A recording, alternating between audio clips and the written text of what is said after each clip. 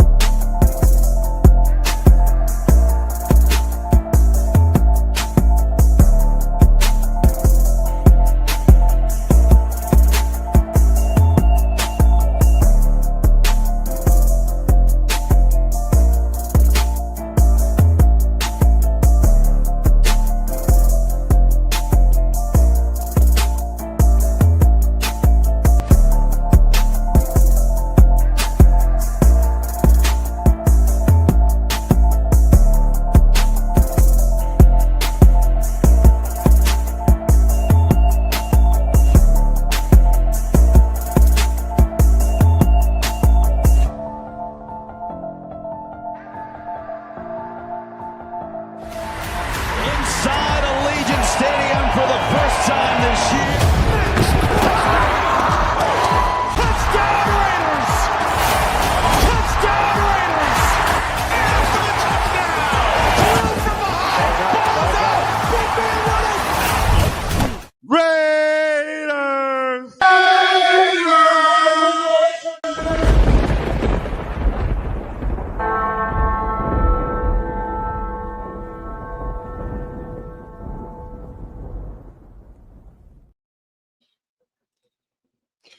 What is good, nation?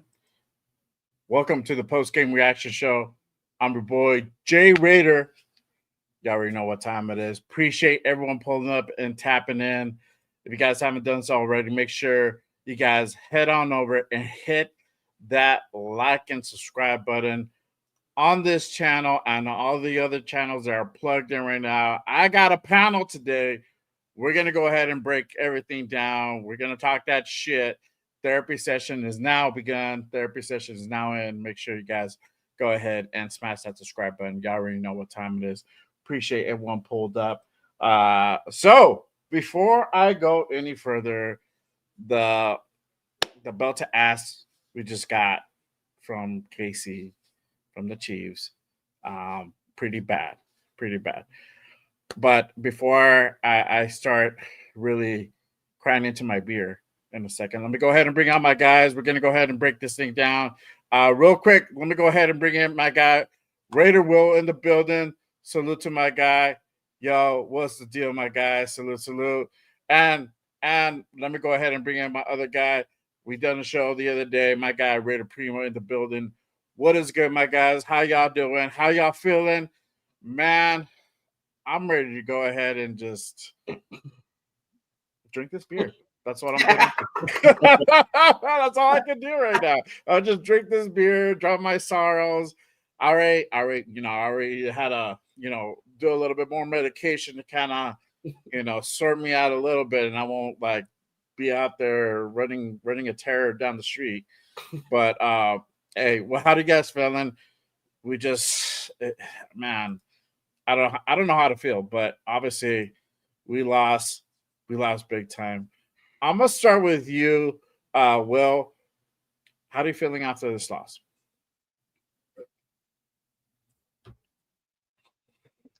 Wait, you're muted. Are you muted? No? Oh, okay. No, bro. That's There how we go. sad it fucking is. Wow. Literally, bro, this game sucked the life out of me.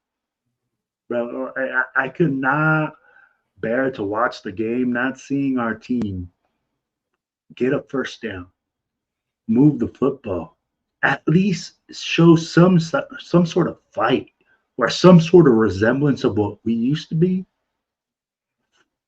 Fuck, man. What you gotta do, bro? As a Raiders fan, we are consistently getting battered. I mean, like, it's hard as fuck to wear this jersey, to go out every single week and expect this to happen. Pete Carroll, Geno Smith, offense, where are you, bro?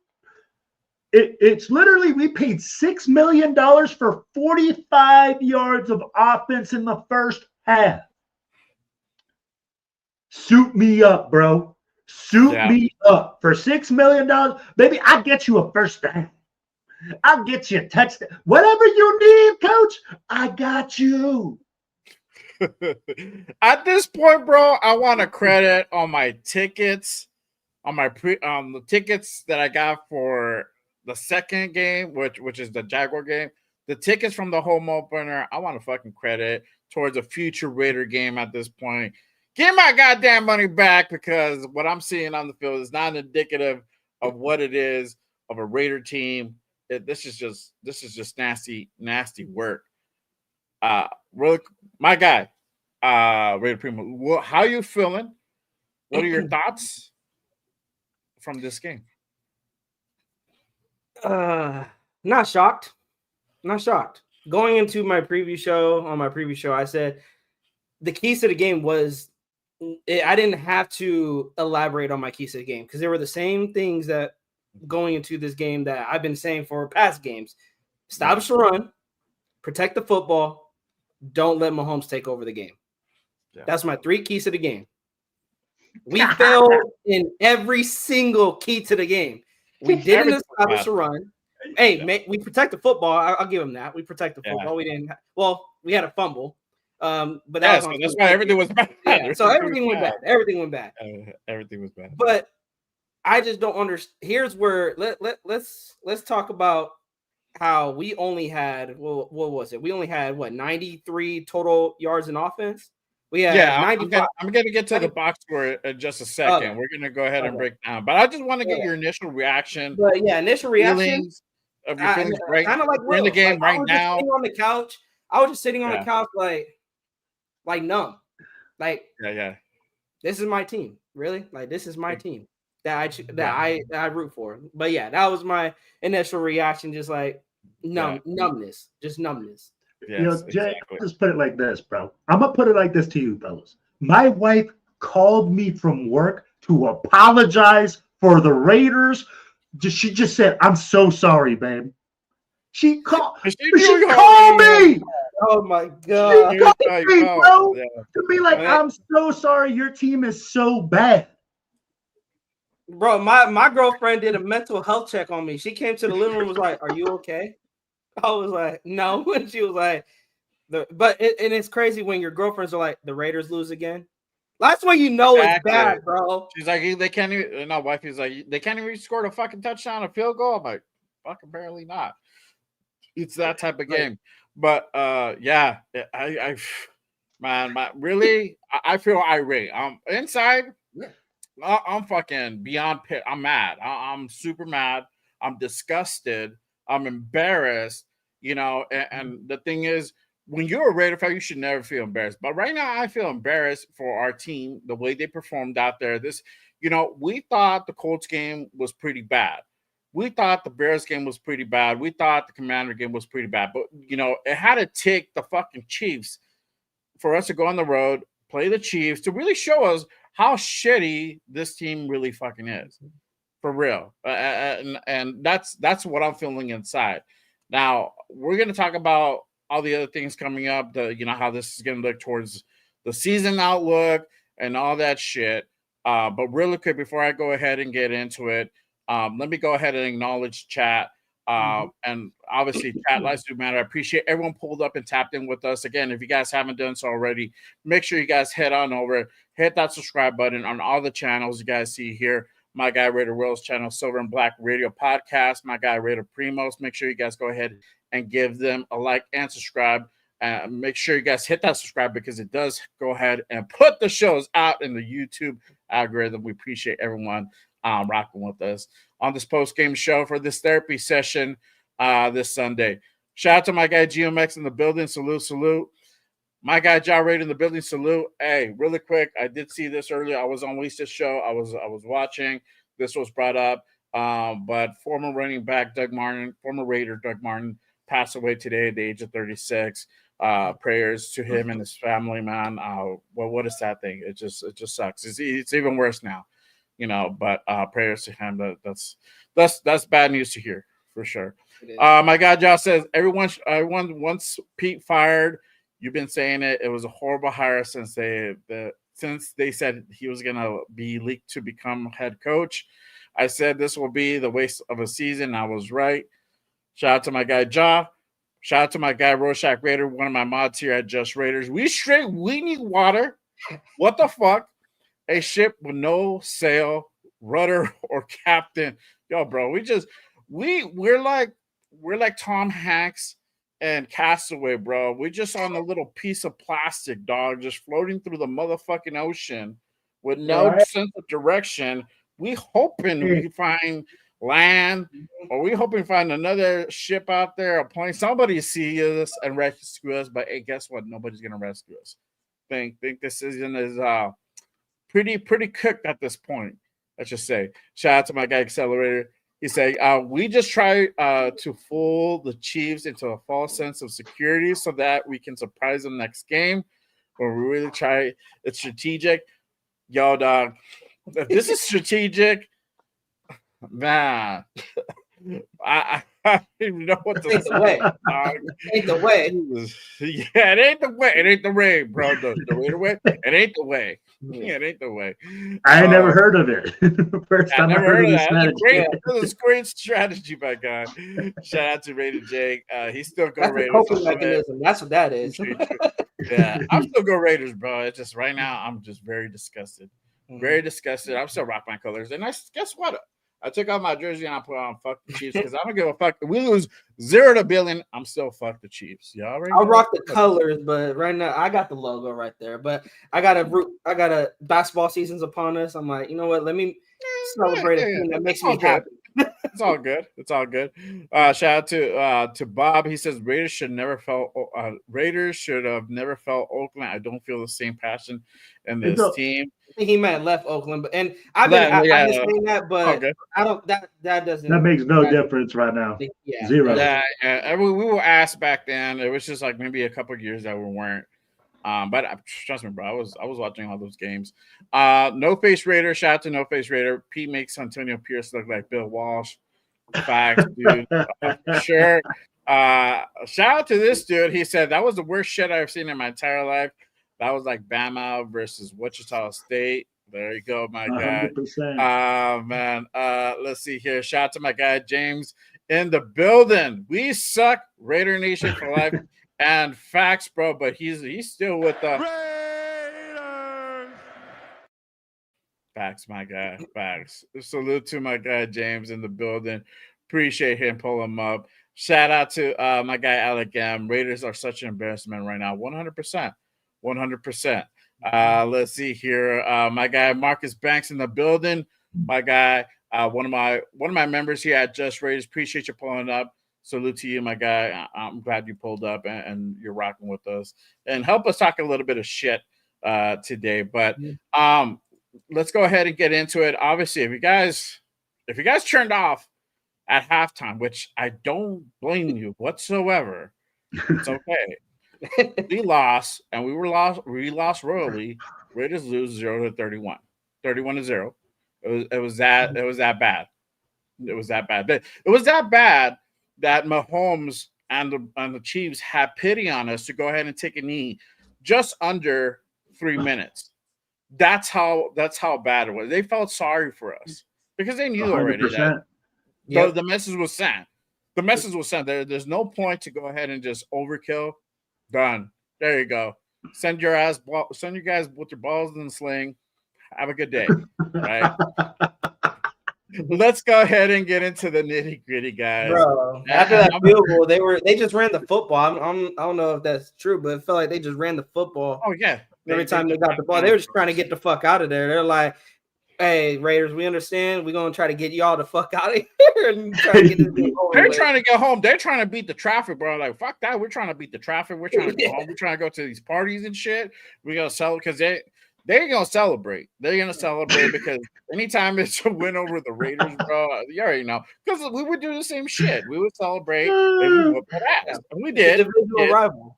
Yeah. They're divisional rival. Like, I don't blame them. I don't blame them. Hey, I'm gonna tell you the way the Raiders sounded right after the game, bro. I'm gonna tell you like this. Patrick Mahomes is my daddy. Yeah. Oh my god. That's exactly what we look like, bro. I'd be like, after your balls get put in the sling like that, 0 to 31, Dad, call him daddy. That's exactly what we look, bro. Anything they wanted to do. 1st and 20, first down. Even Tony Romo said it well that the only thing that the Chiefs that wasn't working was the RPO. That was the only thing that they were struggling with. But outside of that, everything else was working. It was embarrassing. Yeah, for sure.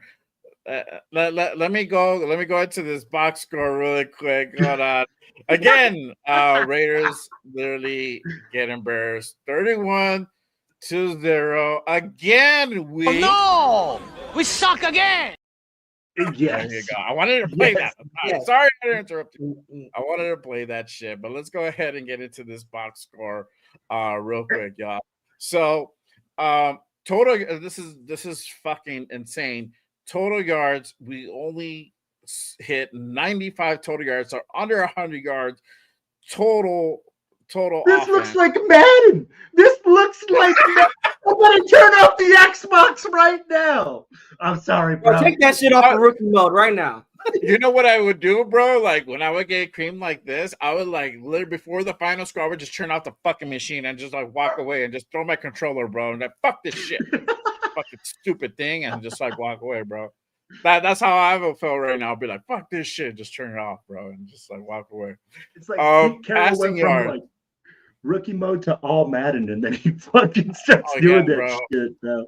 I know. It's like Andy Reid just like went into rookie mode, and then he's like, okay, cool. I think I got enough for lead. Let me put it in hard mode. Let me put it like fucking veteran mode and shit. I'm like, all right, cool, bro. Passing yards, it was 70 yards to 282. Rushing yards, 25 yards to 152 yards per play. We're 3.2 to 5.6. Obviously, first downs, and again, man, this is just, it looks pathetic. 3 first downs to 30 first downs for the Chiefs. Forget about third down and fourth down efficiencies. We're a fucking joke. 30 plays to 77.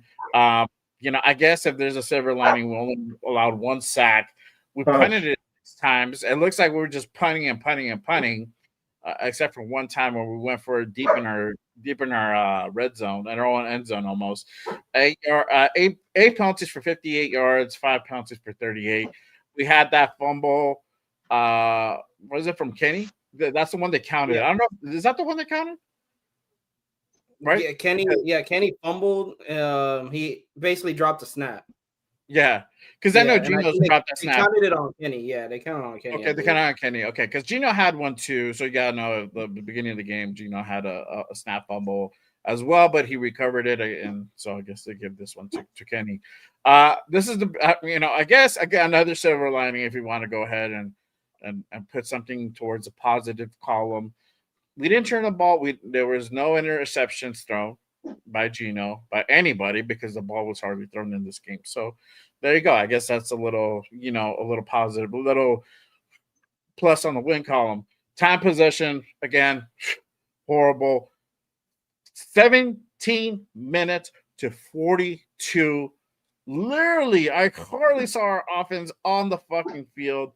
Chiefs literally had their way, ran the ball, threw the ball, and just had it a whole fucking time. Crazy thing. Let me go to the player stats. Geno Smith, 10 of 16, 67 yards. Terrible numbers. Kenny Pickett, 2 of 2 for 8 yards. We finally got to see Kenny Pickett. Great. And then first play, fumble. Crazy. Rushing, Ashton Jeanty only had 6 carries, 21 yards, 3.5 per clip. Oh, my God. Whatever happened to 25-plus carries? I mean, like, come on, drink that prune juice, Pete. Get that shit out your system. He needs 6 insurance. carries for the number 6 draft pick. Man, this is why we suck. I like it, bro. It makes me want to fucking cry right now, bro. What the fuck are we doing? Oh, I'm sorry, Jay. Go ahead, bro. No, that's not good. That's how I feel.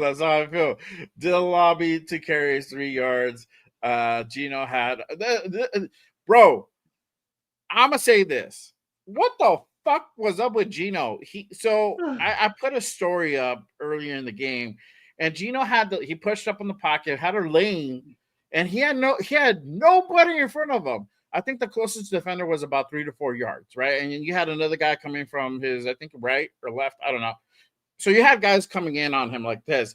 So the guy's not like terribly slow. Like, he can make a play, right? He got some wheels.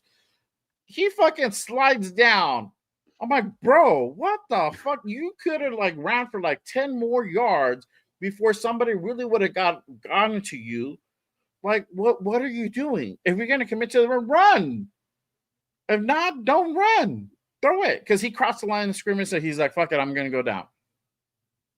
Well, that to me was I was ready to pull my fucking hair out, bro. For real. Receiving, 5 Trey Tucker, only 5 receptions, 33 yards. Super quiet. Jack Besh finally got some targets. He had 13 yards. Ashton Jeanty, Michael Mayer, and Carter Runyon, Mostert, and Dylan Lobby all had 1 reception. Mayer for 10. I'm sorry, Jeanty for 13, Mayer for 10, Carter Runyon for 3, Mostert for 2, and Lobby for 1. Defense, there was a little bit. There is some flashes here and there. There's potential good plays, but honestly, it was just the offense was just too good. We didn't create enough pressure defensively to be able to really really disrupt Mahomes. Jeremy Chin had 8 tackles, 2 assists. Landon Roberts, 7 tackles, 11 assists. Isaiah Paul-Miles, 7 tackles, 2 assists. Devin White, 6 tackles, 10 assists. Tyree, 2 tackles. Jamal Adams, 2 tackles, and 1 sack. He did have that sack to Mahomes. He put him on his ass. Eric Stokes, 2 tackles. Booker, 2 tackles, 4 assists. Charles Snowden, Christian McCollum, 1 tackle, 1 assist each. Darnay Holmes, 1 tackle. Leaky Fo, 2, 1 tackle, 2 assists. Malcolm Kuntz, 1 tackle, 4 assists. Jonah Laulu, 1 tackle, 2 assists. Max Crosby, 1 tackle, 2 assists. I don't know if they recorded. No, I guess they didn't give Jonah Laulu a sack. I believe, didn't he get a sack? I'm pretty sure he did get a sack in that game. No, we only got 1, I think, again. Just one. Which was from Adams, yeah. But Mahomes did get 2. He got hit twice, but I think he got the ball hit twice. Okay, I think he got the ball out. That's where Jonah came in for sure. But that is it. I mean, looking at Mahomes could wear his jersey the next game because it's not dirty. like a little bit, because Jamal did get to him. But I mean, looking at these stats, the total yards really ran up almost 450 yards on us, 95 yards that we can only muster, 25 yards rushing. Looking at this, what do y'all feel? Well, I'll start with you because you've been the most vocal about it. So looking at these stats, what do you think? Bro, did our team even show up, bro? That's what I'm thinking. Look, it's 95 yards to 434 yards, bro. The difference is ridiculous. We look like a fucking 3rd grade team. 95 yards for the whole fucking game. Bro, that's not even 25 yards a fucking quarter. We paid $6 million. We went and got Geno Smith and paid him $70 million. We went and got Ashton Genty with the 6th round pick. We're the first pick in the 6th round. And you feed him the ball 6 fucking times. And you're talking about, oh, I want to be a running football team. We want to slug it out. We want to be physical. We want to do all this shit. Where the fuck is it? Because it ain't here. It's not in Las Vegas. It's not fucking wherever the fuck we're playing. The Raiders ain't there. Your team ain't showing up. You basically got a bunch of clowns out there fucking just dressed up in some suits. Bro, this is pathetic. I'm glad Will said that.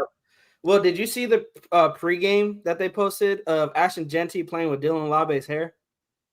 But I think I saw that. I don't remember. Did you guys see the commercial of the team? And not to make fun of anyone or anything, of the team with the people with the helmets and they're in wheelchairs and stuff? Oh yeah. That's us. We're crippled right now. We're disabled. We're dysfunctional. We can't get shit together. And I mean, like, you can't tell me. I don't give a fuck what Pete's saying right now. You can't tell me, bro, that this is what you want to put out on the field. That this is what you're looking to say that, hey, you know what? This is what we expect our team to be. I don't give a fuck. Why the fuck are we in shotgun every fucking play? If you want to be a physical team, why are we not running power I? Why are we not running 2-back sets? We say, hey, we don't have wide receivers. We have tight ends. We have running backs. Then why are we not using them? And don't give me this whole Trey Tucker thing that we're going to use them in the screen game. Hey, we got Luke Getsy 3.0 or 2.0. We might as well got McDaniels back. Because that's how pathetic our offense is. And I'm sorry, Raider Nation, we don't deserve this. You guys have been riding hard. I've seen it all over the country where, you see Raider Nation showing up and selling out. But, man, I don't blame people when they tell me, Will, I don't want to go to the fucking bar to watch this shit. Bro, I would rather spend my time at home with my family. And the Raiders can't expect us to black out Allegiant when they put a shitty-ass product on the field like this. 95 fucking yards, bro. 95 fucking yards. Disgusting. Sign us 3 up. Hey, just put us on the field. Just put all 3 of us on the field. We're going to get you 95 yards for less than fucking what you're paying right now. Yes, for a fraction of the price. Bare minimum. There you go. Yo, really quick, before I go to Primo real quick, shout out to my guy, Cesar Lorenzo, with the $5 special. He says, why are we not playing the young guys at this point? Young corners and O-line guys not even active. Facts, my guy. Again, Caleb Rogers, JJ Pegues, healthy scratches. It's not like Jakobi and Brock, which we know what's going on, right? Or we think we know what's going on. Leg thing, right? But, for all purposes, we know what's going on with Brock. Why are we playing these fucking guys? Like, when are they going to be ready, right? You're saying they're not ready. All right, cool. That is your job to make them ready. We need to go at this point. Ain't nobody ready. How many more games are we realistically gonna win? Less than a handful, for real. Let's just keep it real. Let's keep it a bean. We need to see what these guys are working with. We finally get to see Jack Besh.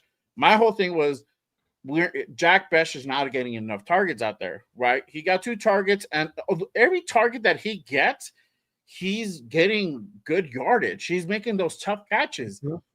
Guess fucking why? Because you drafted him in the 2nd round.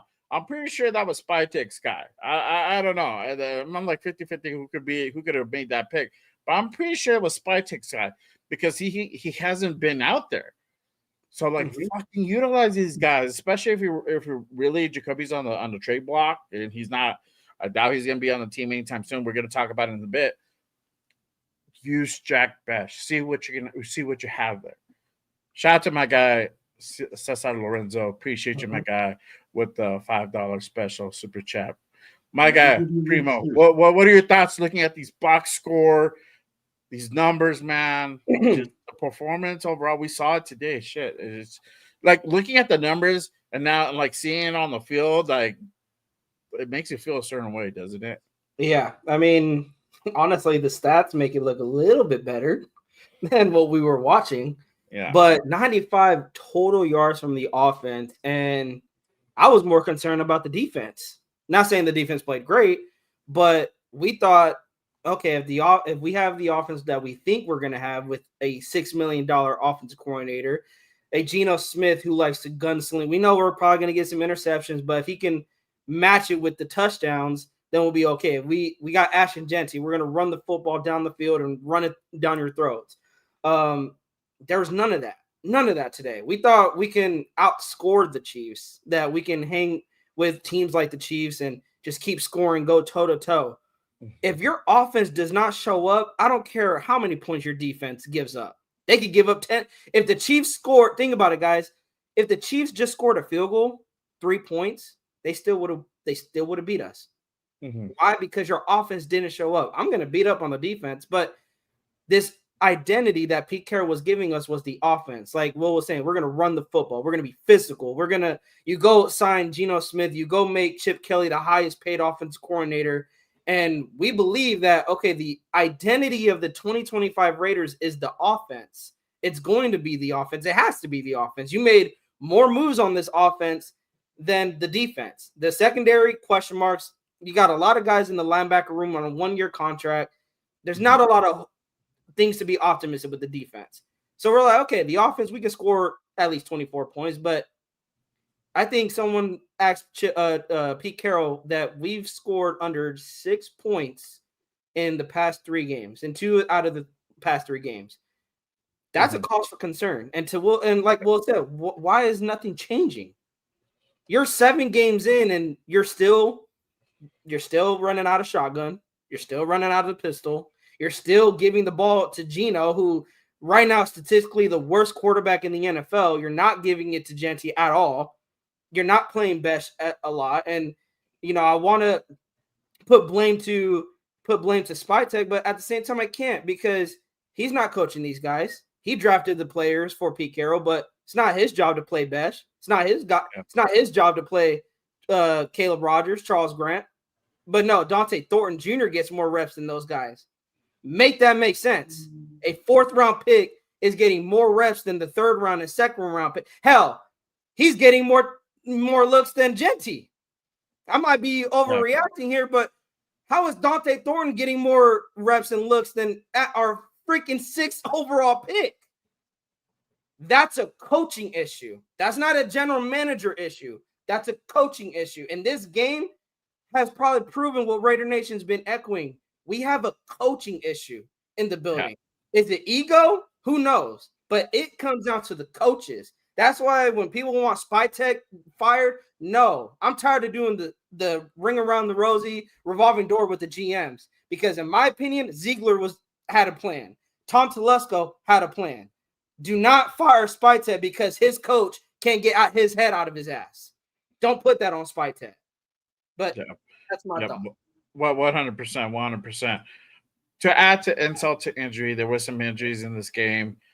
Isaiah Paul-Mao suffered an injury. Our free safety, aka strong safety, that's playing free safety. He got injured in the game. But I think the biggest injury here and the biggest loss is Max. Max suffered an injury on his knee. He was taken out right before the halftime. I knew for me, I was like, okay, if it's not that bad, we'll probably see him in the 3rd. If not, we won't see him in the game. I mean, there was a point where I'm like, okay, you don't really need to run Max. I mean, but it depends. So I don't know as of yet. I haven't heard anything on the prognosis of Max's injury. I think it's that knee he's been having issues with. But as of right now, he didn't come back into the game, right? So hopefully this is something that maybe he can go ahead and rehab within the next 2 weeks. Obviously, we got the bye week next week, and then it's the Jaguars. But, the way that things are looking, I don't know if it's even worth it to go ahead and even bring back Max. It might be time to go ahead and shut down Max. We might start having to have those conversations. I said this before. I said this weeks ago. We might have to start having those conversations on when are we going to start shutting dudes down.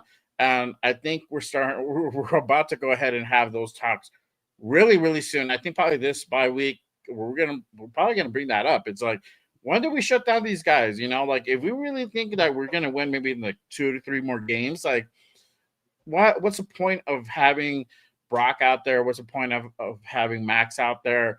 Guys that are high value guys, JPJ, that could potentially get hurt. We're running that real risk. Mm-hmm. So it might be time to kind of preserve those guys. I'm gonna touch on something you said just right now, Primo, about Preet. And somebody brought something up in regards to the stats. I'm going to go ahead and play that clip, but I want you to go ahead and give everybody kind of a context for the people that didn't watch the presser. I didn't get to watch the presser. I kind of like tuned out. I needed some time to myself and just kind of get my mind right.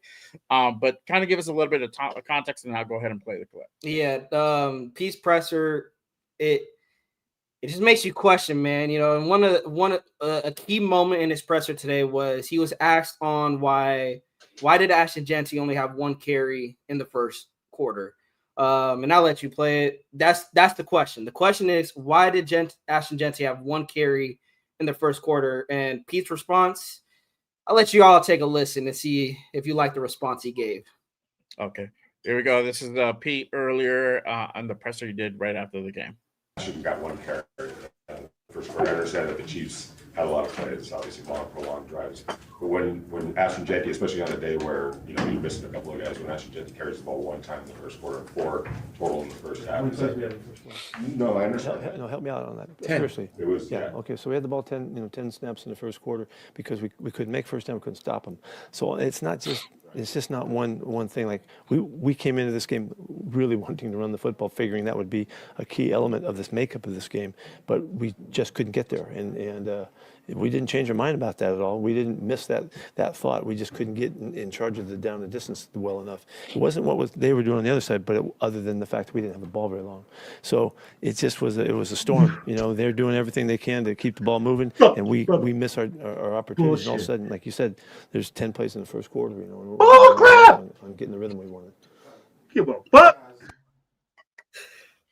That was Pete in regards to why we didn't run the ball enough. We didn't have that many chances and whatnot. So this is I'm a jump. I have a slew of topics to talk about, but I'm going to go ahead and go into this one. Does the left hand know what the right is doing? And for everybody watching, what does that mean? Like, what is Pete Carroll do? Like, what is Pete Carroll trying to do that Chip Kelly, Patrick Graham are not doing? And let's go ahead and include John Spytek in that conversation. Like, who's really running this fucking team? Is it Pete Carroll or is it like Chip Kelly? Is it John Spytek? Is it Patrick Graham? Because honestly, it looks like everybody kind of, Pete's trying to do one thing and not everybody's doing the same thing, right? So who's really running the team? Because if I'm the coach and I want to run the ball, I'm not saying it. We're doing it, Yeah. And not having the opportunity to run, that's a play calling thing. Mm-hmm. You got to get on your play caller to go ahead and do that. Who's your play caller? Chip Kelly. Mm-hmm. That you're paying $6 million to go ahead and run your elite offense, your dynamic offense. You kept secret the whole preseason. You didn't want nobody to know about.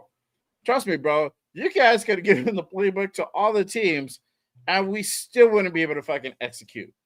This is how bad it is. But honestly, who is running the team? Because from what that sounds, and what for hearing other pressers, it doesn't seem like Pete's really in control sometimes of when he want to do it. And honestly, it really sounds like last year, the whole thing with AP is just like, one guy's trying to do one thing, the coordinators are trying to do another thing, and it's like, who the fuck is really running the team? Somebody has to get in sync with somebody, whoever that is. So if you want to let Chip run the offense, if you want to let him run the team, great, cool, do it. But if you don't, fine, don't. You run the team, but you got to make it adamant. Before I get into this part really quick, I got to bring in a fourth member of the Raider Beetle team here. Shout out to my guy, Hollywood Raider Jeff in the building. Salute to my guy here. Appreciate you. I'm outside. Matt, you're I'm outside. gonna let it out. No, you're outside. I'm Let letting it out. Yes. Fucking team has me so fired up. And if it wasn't for the fact that I called it all week long saying we don't match up, it's not going to be a good game. And we went out there and we showed no heart, no determination, absolutely fucking nothing out there on that field today. Not a goddamn player played anywhere near their possible capability. That was absolutely ridiculous to watch today. So disgusted. And just off the record, I picked up the Chiefs defense this week in my fantasy league, and it scored good for me. Hey, you're not the only one. I know what's going to happen. You're not the only one. I picked them up too. But my opponent had Rashid Rice, so it didn't really work out for me. This was absolutely disgusting on all levels. Max wasn't even in the game. He was not even present mentally. I don't know what happened to him. Yeah, he was getting doubled and tripled. I get that part. But Jesus Christ, the offensive line couldn't hold back a fucking bunch of fucking peewee football players. They were horrible today. To the point where JPJ gets benched and you put Capper in thinking he's going to do better? Get out of here. This team was a mess today. Less than 100 yards total offense? Are you shitting me? We had we've had one play over the 50, I think, if that. Yeah. Right? Yep. I've never seen Jeff speechless, bro. I've never seen Jeff speechless. This is how bad it is that he doesn't even have a vocabulary for how bad we are. Bro, but hey, Jeff had the same I'm saying it right now. I said it the other night on our show Wednesday night. You look through this schedule. You tell me where we win another game out of this. I don't think we win another game this year. Not the way we're playing. Absolutely not. The Chiefs, the Broncos are losing right now. The Chargers are losing, and they're losing to teams that aren't that good to begin with. You know, we still got to play the Giants. We still got the Broncos 2 times. We got the Chiefs one more game. The Chargers one more game. Good Lord, we're going to be 0-6 in our division again. Mm-hmm. Yeah, it is really starting to look that way, to be honest. And I don't know, maybe we could steal one. But at this point, it really looks bleak. It really does. I mean, our best chance right now is after the bye week, which we never play good after the bye week. Right. And that's Jacksonville because they looked horrible today. But who knows? They got 2 weeks off too now. So who knows what they're going to be like in 2 weeks? They're going to look like they fucking are going to win the Super Bowl when they play us. Of course they are. Every team looks like, hey, any team that lines up against the Raiders right now, it's a fucking practice game. We still haven't even fucking left the practice field, Jeff. Literally, we didn't even get off the plane today. Yep. That's how bad. Oh, and now you got Denver. You got Jakobi now pulling the Devontae Adams. Oh, my knee hurts. So I knew he wasn't going to play because I'm like, he's not going to play because they're going to try and trade him. Not going to put him out there and have him get a chance of getting damaged. So the trade value drops. Not that we're going to get a shit ton for him to begin with.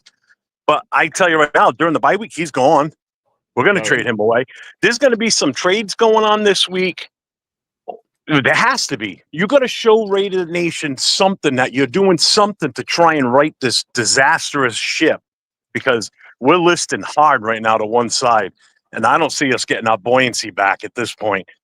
We've got to do something. Something has to be done.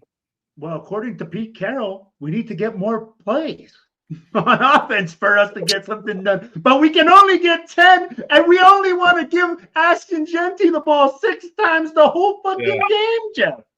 Yeah. That's why you drafted him at 6 for 6 We didn't carries. have the defense. Well, our defense was so bad today that 90 yards. They took over. We punted it, and they were at their 95 yards. They were at their 5-yard line. And one of the guys on the chapter members there today at the watch party, he looked over at me. He goes, "Watch, 95-yard drive." I said, "I wouldn't doubt it." Sure as shit, 95-yard drive, touchdown. So they killed the clock on us. I mean, they were just eating up the clock. It was 40 minutes to like 17 minutes. Yeah, that's ridiculous. When was the last time you saw a game like that? Yeah, 42 minutes to 17. The last time the Raiders played? The last time the Raiders played? Because that's how bad we are right now, Jeff. Literally. So Jeff, so let me ask you this, Jeff, you watched the fucking greatness of the Raiders, right? I gotta go get another cigarette while you're talking. Jeff, Yeah. when we look at 95 yards of total offense, are you telling me that this is a thing where we talked about it? Why is Pete Carroll saying that we're going to run the ball a whole bunch and we're going to freaking throttle teams and be physical? And Geno Smith has more freaking attempts for freaking throws than we almost do rushing attempts. Tell me how that makes any sense to you, Jeff. Yeah. And this is really quick. It This is doesn't. what I was asking the guys. Yeah, right left hand knows before you what the popped in. right hand is doing. Yeah, does the left hand know what the right hand is doing, right? So I'm gonna ask you this question.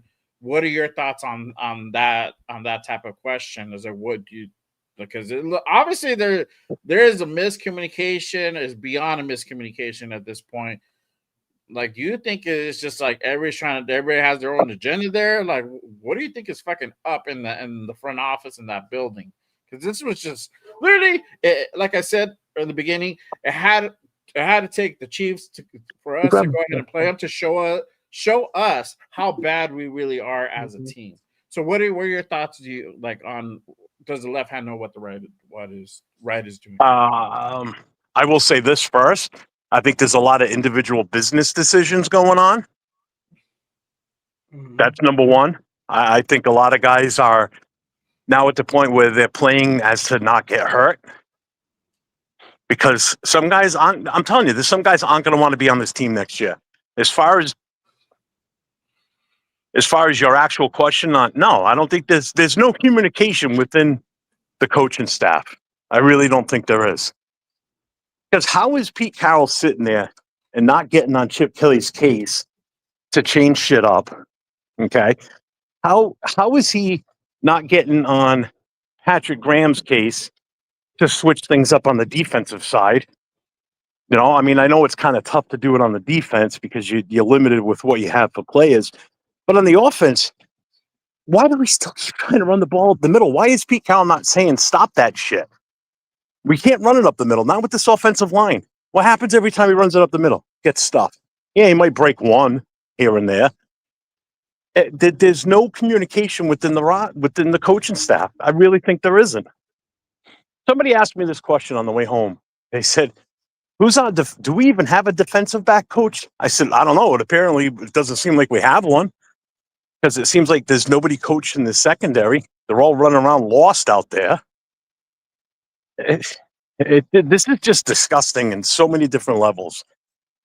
Yeah, it is. It's terrible. It's embarrassing, bro. And that's what I was saying in the beginning is, you know, this is to the point where I'm embarrassed right now to be a Raider fan. I'm still going to be a Raider fan, but I'm embarrassed. I can feel that way because looking at this performance up against an actual real team, they showed us like, hey, bro, we can do whatever the fuck we want in this game. There is nothing that you guys can't do that we feel we're going to be threatened or we're going to lose this game. For real, it did. It got up to a point they knew. I think probably like maybe within like 10 minutes of the game, they knew already we got this game on in our pocket because we're slicing up their secondary. We're running the ball on the defense that supposedly was doing pretty well with the run game, right? Stopping the run game. Yep.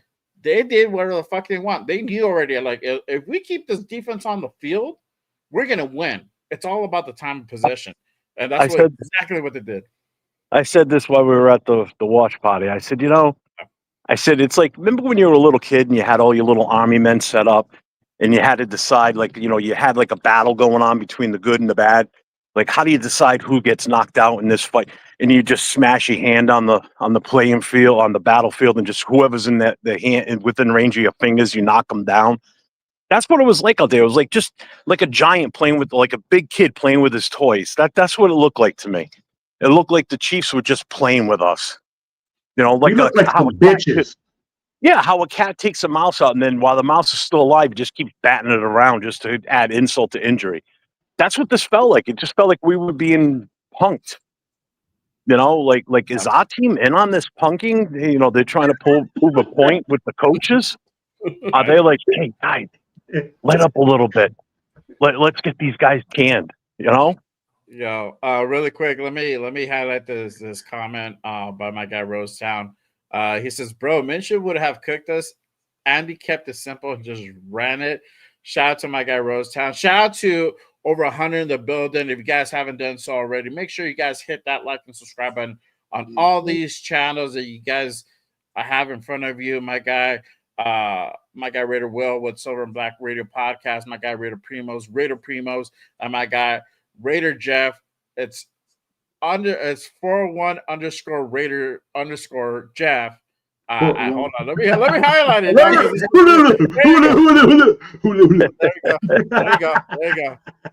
you go. I got it there. I already have it saved because we do our shows together on Wednesdays. So y'all already know what time it is. But it's crazy. It's true, bro. I was like, watching it be funny that Minshew scores a touchdown, throws a touchdown on us. I'll be like, oh my God. Now the embarrassment is complete.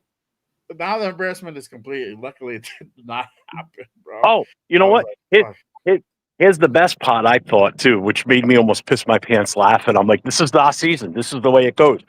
Right. Everybody gets excited. Hey, Kenny Pickett's in. Oh, yeah. First snap. Drops the ball.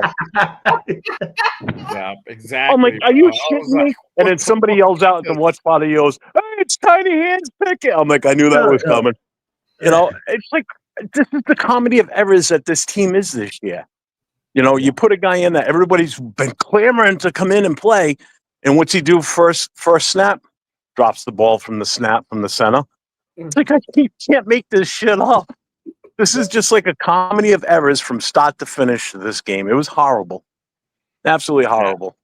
Yeah. So I've never been so disgusted as a Raiders fan, except for the Tuck rule in the Super Bowl with the Tampa Bay Bucks, as I was today. Today, I was livid. I just disgusted. I just stewed all the way home as Dawn was driving home. I was zoned out. Already getting agitated, bro. I was already getting agitated here at the crib. I was like, fuck, man. I didn't go out. I didn't go outside. I need to smoke because I need to get my mind right because fuck, man. I was already festering in there. I was like, Jesus Christ, man. Obviously, Geno still looked terrible. Geno's decision making was still terrible. Threw into triple coverage with Dante Thornton. I don't know. Even who was it? Romo? Was it? Yeah. It was Chris Nance and Romo. Yeah. Romo was like, that was just a fucking terrible throw. He should have even fucking that dude pointed that shit out on national television. I was like, yeah, bro, on the fucking shit. That same play, he said Tucker was. I think he said Tucker was open. Either Tucker or Besh was like wide open, and he doesn't know why Geno threw it to Thornton. Yeah, I'm like, bro, you getting caught out by Tony Romo on national television, like. Just when you can't get more embarrassing, right? I never respected Romo as a quarterback that much, but I will say as an analyst, I think he does a damn good job. You know, as a color guy, I don't have a problem with him. And he's right. I mean, Jesus Christ, what the fuck was he throwing to? You know, this game, this. Yeah, he was lucky that he threw it out of bounds because it would have been picked off. Yeah, yeah, oh, yeah. He put it up in the corner, but it's shit like that just like, fuck, dude, really? Why? Yeah, like, yeah, and I think after that, that's where really kind of when people probably made a decision. I'm gonna sit this motherfucker. So what am I doing here that I'm wasting my fucking time with this motherfucker? He can't see these guys open, and that's the frustrating part. They have to dumb down. Let's keep it real. They have to dumb down the offense just to be able to accommodate him, so that way he doesn't turn the ball over. You know, Chip doesn't. You know, whatever. Say what you want with Chip right now, right? But his offense, regardless of the fact, is not designed to go under 10 yards. That's not what it's about. It's a spread offense. It's designed to go ahead and push the ball upfield, right? Yeah. We've seen it at Ohio State. It was way more fucking balanced than this. But it's not designed to go under 10 yards. So we have to simplify this offense just to cater to Geno.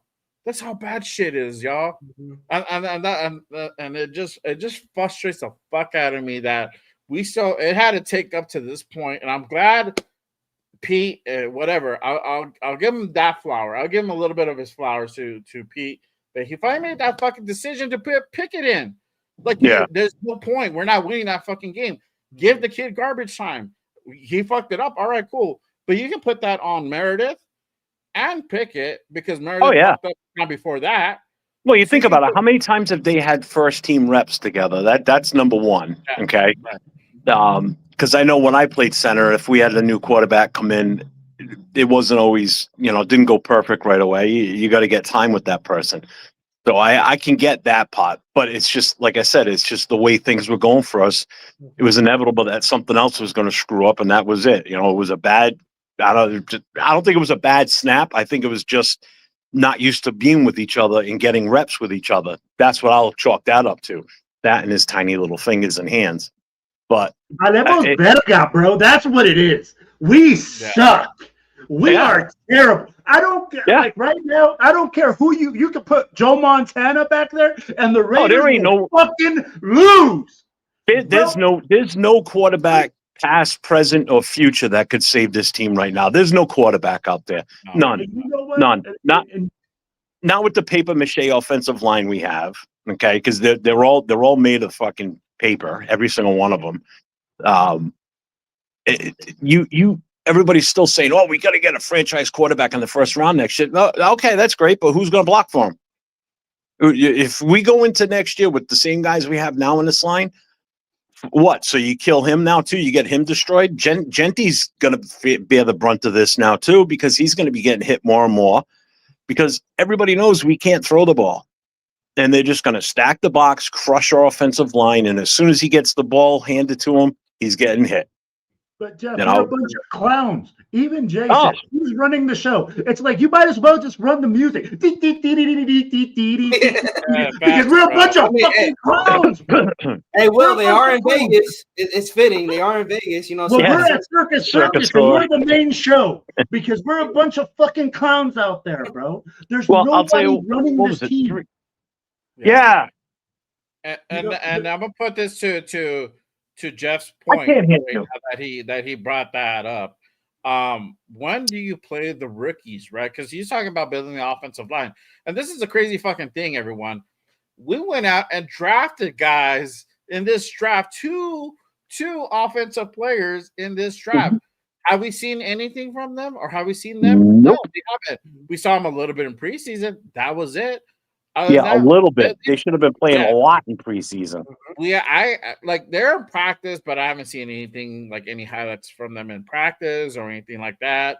When that subject comes up, and just like Primo said before, he gets agitated, he gets pissed. Like, why the fuck are you questioning me, bro?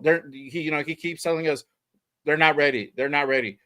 When the fuck are they going to be ready, Pete? That is your job. That is the job of your offensive line coach to get these fucking kids ready. Nobody's ready. Nobody's ready. Who is it? Is this team ready? He's healthy scratch. You got Tonka healthy. I was just going to say, did you see who was inactive today? That's what gets me. I'm like, what? Caleb, Charles, inactive, healthy scratches. All those four guys and Tonka. Yeah. I So if it's not, if they're not receivers, they don't get any playing time. That's what it boils down to me. Even Porter, even Darian Porter, for the most part, he's not starting, and he's done an okay job in the absence of Eric Stokes. So that's another guy being affected. I'm sorry, Primo. Go ahead. This is why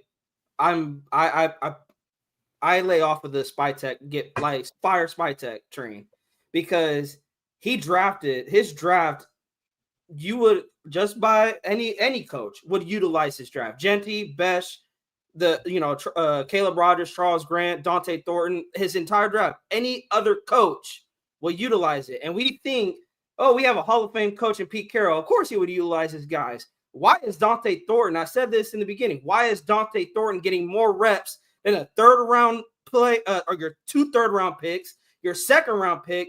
Hell, I'll even put Genty on that board because you're not even running the football with him. Why is Dante getting more looks? That's a problem. That's why everyone who wants to fire Spytek's not the head coach. We have a coaching problem. I agree with you. It's not Spytek. Yeah, and then it's not. I do think we still need to draft a quarterback in the first round because I'm going back to the 2014 blueprint. I told you guys at the beginning of the show. We drafted Derek Carr in the second round, but what did Derek give us in a terrible season, 3-13? What did Derek give us? Hope that you build around him and you can have something. In 2015, they signed Crabtree, they drafted Cooper. That you gave him the receivers that he didn't have in 2014. In 2016, you built one of the best offensive lines I think Raider Nation can arguably put as one of the top in franchise history. You can do that. Fair enough. The thing is, all this, I'm going to bring in Geno. I'm going to bring in Jimmy G. And then we're just going to sign shit players on the offensive line. Yeah. Terrible drafts, terrible free agent signings. This is all coming out against the Chiefs. I said this last year. It starts with the draft. I said it during Antonio Pierce's time here. Said it with Josh McDaniels. I said it with Gruden. It starts with the draft. You keep trying to put Band-Aids on positions at the safety position, at the linebacker position, at the wide receiver position, on the offensive line. You keep trying to put Band-Aids on them. Go in the draft and go get your future. I don't care if it's quarterback, running back, offensive line. You go locate those positions in the draft. Why is Colton Miller a beast on the offensive line? He was a first-round pick for that offensive line. Why is Genty looking like a playmaker? First-round pick. Why was Khalil Mack a playmaker? First-round pick. But no, we're going to go draft Aiden O'Connell in the fourth round. Hopefully he's Tom Brady. Right. And never address the quarterback position. Outside of Aiden O'Connell, have we and maybe Cam Miller, but then you got rid of him? I would have rather had Cam Miller than Kenny Pickett. Looking what the Giants did with Jackson Dart. I'm not saying that would be the same situation if Dart was here, but I'm saying at least have a rookie quarterback that let's see what he got. Will we have hope? If he doesn't, we don't. But you got to address the quarterback situation in the draft. Stop trying to go trade for guys who like their time is up. Let's call it what it is. Geno Smith time is up. These are all Band-Aids, journeyman quarterbacks that really a lot of them is just we're hoping to go ahead and see if we can refine that, or they can have a resurgence and kind of turn back the hands of time a little bit, just kind of like a Rich Gannon type play. It doesn't. It's not like that league is far and gone. It happens very, very, very rarely. It does happen. It does. But if you want to go ahead and do it the right way, you go out and get yourself a young, great quarterback. You draft within the first 3 rounds every year until you find your guy. Yep. Until you find your guy. Yeah. And I said the first 2, Spytek's agenda. Next year, his first 2 picks, offensive line, quarterback. Yep. Your agenda next year, Spytek. You revamp that offensive line and you go get your franchise quarterback of the year. You take those 2 first-round picks. You're going to have our original pick and the one we're going to get for trading away Max Crosby in the next week or 2. Oh my God! What is he doing for it? Let's bring this up. What good are we doing keeping Max Crosby if we're not going to win? Everybody's like, well, he deserves the Super Bowl. We're not trading away Max Crosby. He's not going anywhere. Let's keep it real. I'm not going to go into that talk, Jeff. Not doing it. But I'm going to go into this talk. Is Jakobi gone? He's gone by the end of the bye week. Done. And if so, who do you guys think he's going to? And what do you think our comp is going to be for letting Jakobi go ahead and set that sail and find greener pastures? Can I hit this one first? Yeah, go ahead, Jeff. I'll let you answer. You ain't going to he's no Devontae, so you ain't getting a 3rd-round pick for him. I think the best you could probably hope for him right now, especially if they have this ghost knee injury or whatever it is that's going on with him. Maybe if you're lucky, as high as a 4th. If not, then it's definitely a 5th or beyond that 5th rounder. Where he goes, who knows? I can think of one team that would probably take him, and that's only because of where McDaniels is, and that would probably be back to New England. Because McDaniels will use him, and he could use that guy right now on that team for sure. So that would be your trade partner, would be New England. The downside is whatever you're going to get for a pick from them, it's going to be later in the round because they're surging. They're killing it. Yeah, since they played us, they had one other shitty kind of game. And since then, they've turned it around. And now with Buffalo losing the other day, they're right back in the thick of things in the AFC East. So it's not going to be like an early round pick. You're not going to be picking in the top 15. You're going to be picking in the mid 20 range somewhere. But that's a team that I could see would want him because of McDaniels being there and knows how to use the guy. He's familiar. He's the reason he's in Vegas right now is because of him. Yeah. I just don't. We're not going to get a higher pick than a fourth. There's no way they're going to get anything better than a fourth round. The only way I think that could happen is really if you find a team that's really desperate and you fleece them. That's the only point that you have to where you'll be able to go ahead and get that type of compensation. But but let's be realistic with this. He's not coming in with the talent of like a Devontae Adams or a Randy Moss, or a Jamar Chase type of guy. You're not going to get a high pick for him. He's not that number one. He'll complement what you already have, which is what he was doing for us until Devontae got traded, and then he was forced to play the number one role because we didn't have another guy. Our number one was really our tight end, and we don't have him right now. So I don't expect the world for the guy. That's for damn sure. Yeah. What about you, Primos? What are your thoughts? Does Jakobi leave, or do we ride out the season with him? And if he does go, what do you think our comp would be? Oh no, he's gone. I think the writing was on the wall when he was inactive for this game. Going into the week, even him popping up in the injury report, and then P saying, "Oh, he got injured on this play last week against the Titans." I'm calling BS. Like, you guys are trying to trade him, trying to keep him safe, so he doesn't get hurt. And then for the comp that we're gonna get back, I agree with Jeff. Fifth, if you somehow get a fourth, man, salute to Spytek. Shout out to Spytek if he gets a fourth for him. But yeah, I don't see nothing more than a fifth.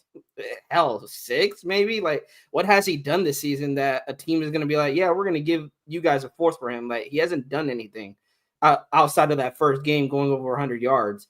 And yeah, New England, I think is the logical location because of just the familiarity with Josh McDaniels, and I know Drake May will love him. That's a good safety blanket. They got Keyshawn Boutte over there. You pair Jakobi Meyers up with Ramondre Stevenson, Henderson. Like, they're already on offense. They're moving the football. You add Jakobi Meyers to that. That just makes that offense more better than they already are. Not saying Myers, like to Jeff's point, Myers is not an Adams or Jamar Chase, but he's a good wide receiver too. If you already have that wide receiver one, which New England does, and Keyshawn Boutte, he's a solid wide receiver too, and New England will love him. Yeah, my thoughts is I think we'll probably get a fourth, probably maybe a fifth. It just depends, but I think probably Steelers will be the guys, and they're in that situation where they're needing a wide receiver too. They got DK Metcalf over there. They were in a tough battle versus the Bengals the other night that literally they just lost by a field goal.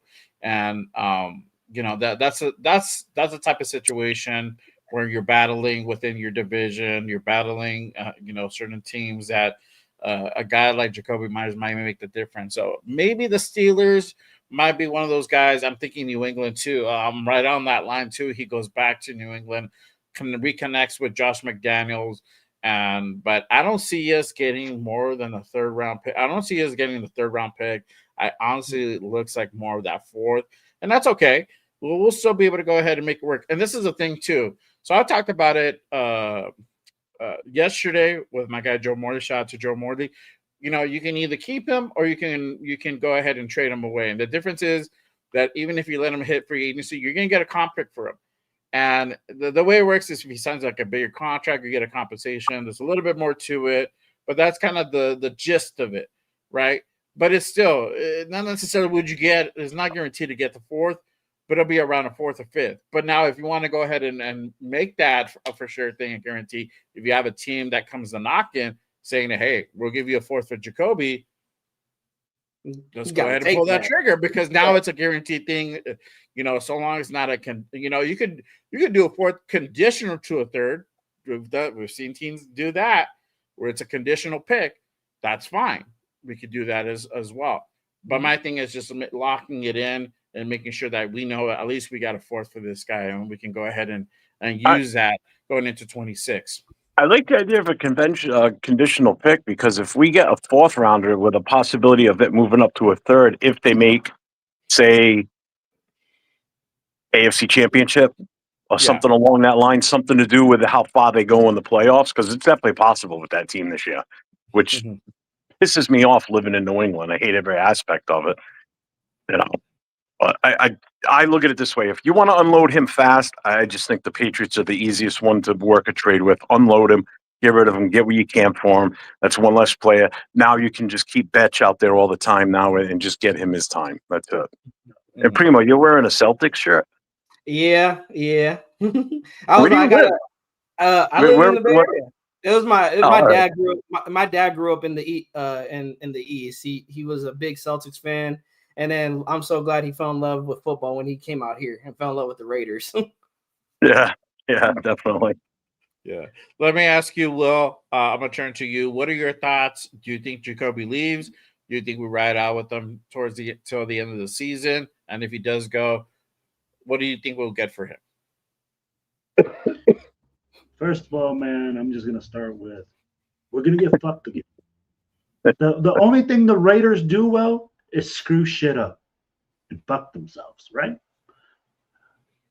Man, Not lying. we're going to get hosed on this. You were going to trade them. We're going to send them back to the Patriots, and the Patriots are going to give it back and like give us some shitty ass picks. We traded what? What did we give for him? Like a third? We give up a third. We're probably going to get a sixth. We're probably going to get a sixth.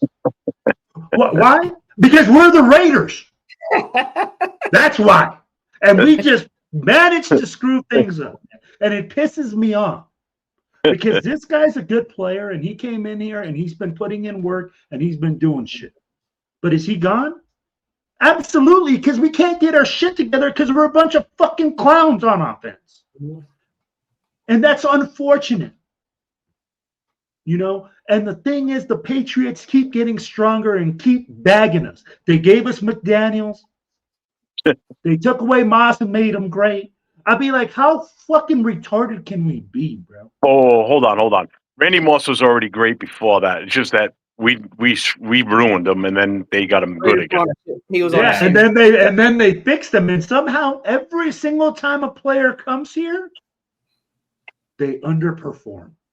Right. They don't. And that's the other thing. Yo, Chasen had a touchdown today. And we let guys go that make plays. I'd be like, that's a dude that I wanted to keep too. Yeah, the fumble recovery for a touchdown today. And I'm like, that's the most Raiderism thing right now. Ever. Yeah. Hey, that's the I'd most rather have him than Coach thing. right now, that's for sure. Yeah. So are you saying he's gone? Yes, he's gone, and we're going to get hosed. And then guess what? People are going to be saying, oh, we got hosed and this and that. But guess what? It's because we screwed it up. Because we can't get our shit together. And if anybody right here wants to look at it, man, look at our coaching staff. We're not using our guys right. We're not getting them the ball right. I don't give a fuck, man, right now. It is so bad that our players, I guarantee you, Jakobi probably was like, you know what, man? This knee's hurting a little bit more today. Oh, that tells me. I mean, like, they're talking about trading me. I got to be in good conditions so this package is ready to go. Yeah, Devontae called him on his flight back from freaking London saying, hey, use this trick, and they'll end up trading you away somewhere you want to go. Hey, so, you know what, though? Can I just say one more thing? I just want to say one more thing because I got to go in because dinner's ready and the wife's already giving me shit. Here's the other problem we have, too, with this team. So at the end of the season, we've got a shit ton of free agents again, okay? Who in their right mind as a free agent of another team right now would want to even come here? That's the other problem. We've had problems with trying to attract the right coaches to come in here. We think we finally had the right coach, but with the dysfunction that's going on with who we've got in charge of our offense, our defense, and our head coach, the way what we're putting out on the field for a product, who in their right mind as a free agent player would want to come here and play in this shit? Like who? We're going to have such a hard time attracting free agents, even though I know people say, like, well, they still want the money. Yeah, but they want the money, but they also want to win. There's no emphasis. There's no emphasis on us winning right now. Yeah, that's our motto, just win, baby, commitment to excellence. Right. I don't see either one of those right now. Nobody does. And if they say they see it, then I don't know what you're looking at because you must be watching old footage of this game of the team because it ain't current. That's for damn sure. So on that note, I'm checking out. And make sure tomorrow morning, everybody, Monday morning quarterback, myself with Chris for Raiders. Yes, sir. I'll definitely have plenty to say about this tomorrow. So. Yes, for sure. I'm gonna be tapping in. You already know my guy. I'm gonna be listening. I might not be too much in the chat because I'll be working, but I'll be listening for sure. Make sure you guys go ahead and give my guy 401 underscore Raider Jeff a follow on YouTube. He has like 5 shows in the week. Make sure you guys go ahead and tap in. Great content by my guy Jeff. Appreciate you pulling up and having a little bit of therapy with us for sure. Yes, sir. Bye. All right, brother. Thank you, brother. All right, y'all. Hey, appreciate everyone pulling up and rocking with us on this post-game reaction show. We have over 120 in the building. Appreciate everyone tapping in and rocking with us. Again, make sure you guys haven't done so. Hit that like and subscribe button on this channel, on my guy Raider Will's channel, Silver and Black Radio Podcast, on my guy Raider Primo, at Raider Primos. Make sure you guys go ahead and hit that like, subscribe as usual. Appreciate everyone pulling up. Let me ask you guys this question. We were talking about Jakobi, but let's talk about the other on the flip side of the ball. You brought up Chase on outdated defense. I mean, man, we got cooked. The middle field getting cooked, got cooked. Defense got owned, bro. 31-0. I mean, you can. I know it's easy off the bat to go ahead and just cast the blame on the defense, but you can't put 100% on them. They were just literally. It reminds me of that episode of The Simpsons where you have Homer fighting Derek Tatum, whatever his name is, Tatum, right? AKA Mike Tyson. And Mo's giving him that advice. You got to wear him out. Just take the punches. He'll get tired. First 2 hits, Homer's already on it, literally wobbly. That was literally the Raiders today. It's just abysmal, but it's just bad strategy.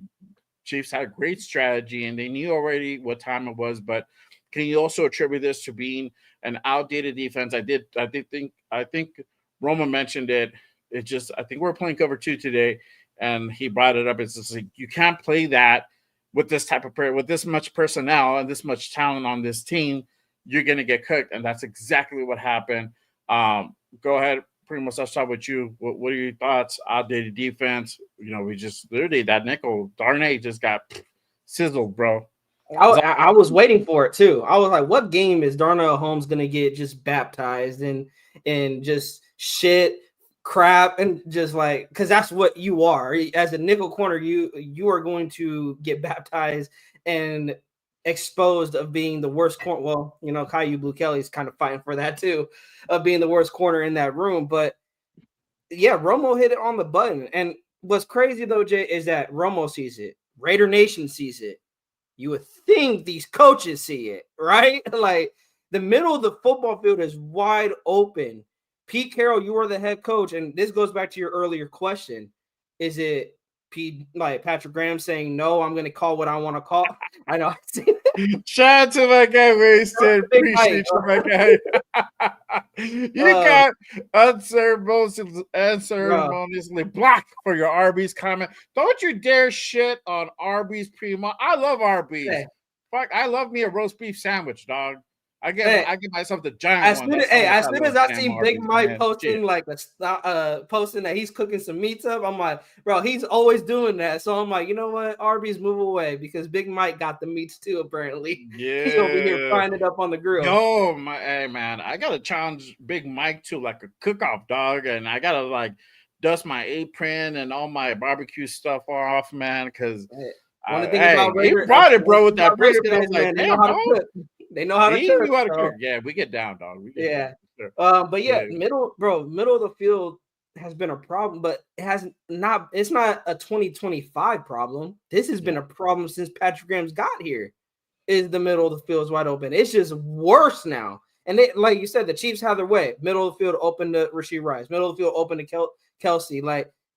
everything that they wanted to do was going over in the middle field. That's how they were just driving all the way down the field that they want to do. It was over the middle field, falling forward, and this defense, it wasn't also just outdated defense. It was defensive players looking like they just did not want to play.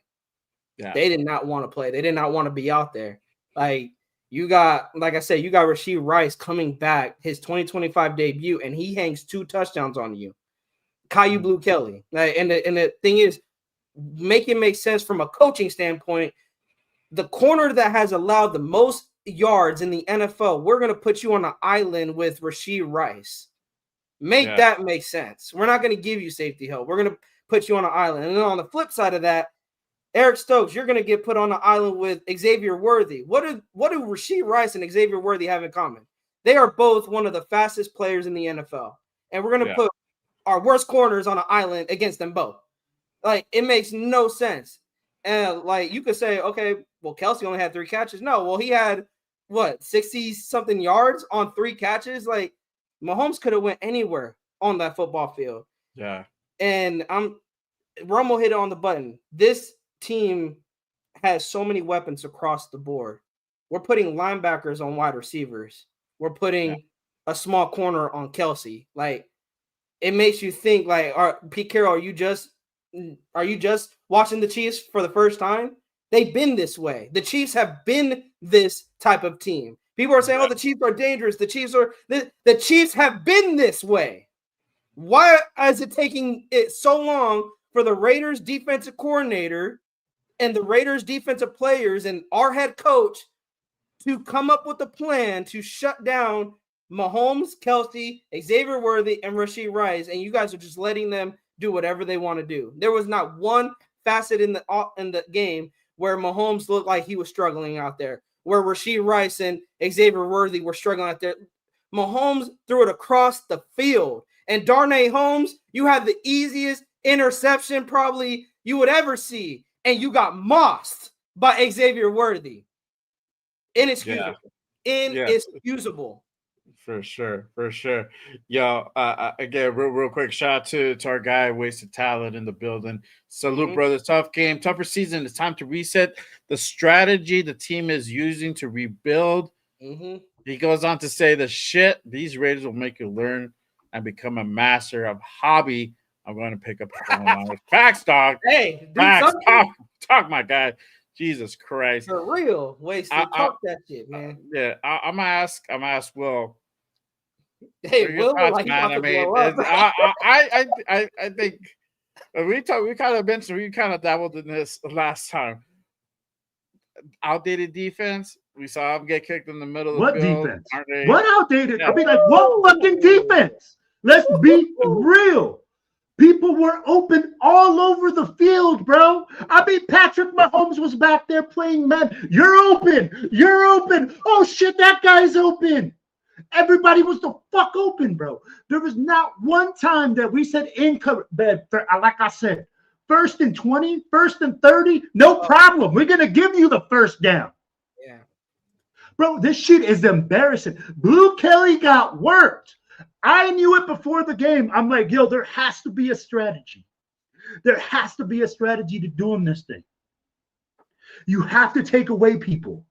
Blue Kelly got worked, bro, like a fucking hoe on the street. Oh, yeah. Don't give me my money, bitch.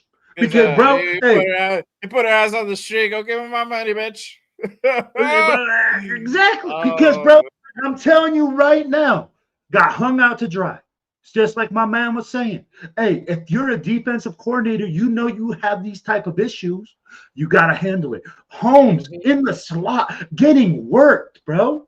I'll be like, bro, these guys must be working them streets hard in Vegas that night because we look scandalous out there. Yeah. I'm telling you, bro, we were handing out first downs. We were handing out touchdowns, receptions, whatever the people wanted, they got. Patrick Mahomes didn't even look like he was breaking a sweat when it was 1st and 20. No, he had a smile on his face. Yeah. He has a little super Kermit he wasn't phased at all, bro. And shame on you, Pete Carroll. Hey, I'm gonna tell Carroll, shame on you, motherfucker. Because I'm going to tell you, you coming up and saying that Blue Kelly was the most physical guy, that he's the guy that's in there putting in so much work. I don't see it on the field. And if you don't see it on the field, why ain't he on the bench? And if I can see it, you can see it, Primo can see it. Mm-hmm. Then let's be real, man. Let's just be factual. We're too arrogant at the coaching spot. We think we know better, and this cover 3 scheme is going to be perfect, and we're going to play some soft-ass coverage, and then we're going to go man-to-man with 3 basically number 1 receivers that all those 3 receivers are better than any of the receivers we have, Mm-hmm. and we're going to lock them up man-to-man. Bro, and this is why Patrick Mahomes was laughing at us. Bro, this is why we look like a junior varsity team. Because our strategy sucks. We did, bro. Bro, our strategy sucks. We don't know how to use our players. We don't maximize them to the best of their abilities. And we put them in situations to lose. Tell me that Blue Kelly had a chance in hell one-on-one. Yeah, it will. You said, bro, you hit on the button, but how many times have we said that, though, with coaches? They're putting players in wrong positions. They're putting that's like you're hitting on the button that it's a coaching issue, but it's like, bro, when are we gonna get it right? Like, well, and it's not when you're gonna get it right? Because here's the thing: there was plenty of mistakes in this game because of the fact, and it's freaking really amplified because our offense sucks balls. Oh yeah. I'd be like, and the defense. The reason that this really got amplified is because we couldn't get off the field. And it was stupid, man. I mean, like, we had stupid penalties that allowed them to keep driving. So we shot ourselves in the foot. And I agree with that. This team seems to be now quitting on their coaches because they don't believe in the system. They don't believe in what they're doing. And honestly, I don't blame them because, Pete, you said, hey, we're going to compete at all these positions and we're going to do this and we're going to do that. I ain't seen shit. And it's funny that we bring up that this team kind of quit on the team. Hang on one second. Shout out to my guy Raider Resistance. He put out something earlier in the week, just like right after the win, of the Titans, and there was starting to be doubt in the locker room. Let me go ahead and put up that post. Oh, yeah. Jamal Adams. Jamal Adams, right? So shout out to my guy, Raider Resistance. He put this up the other day. Let me take off this banner. Hang on one second.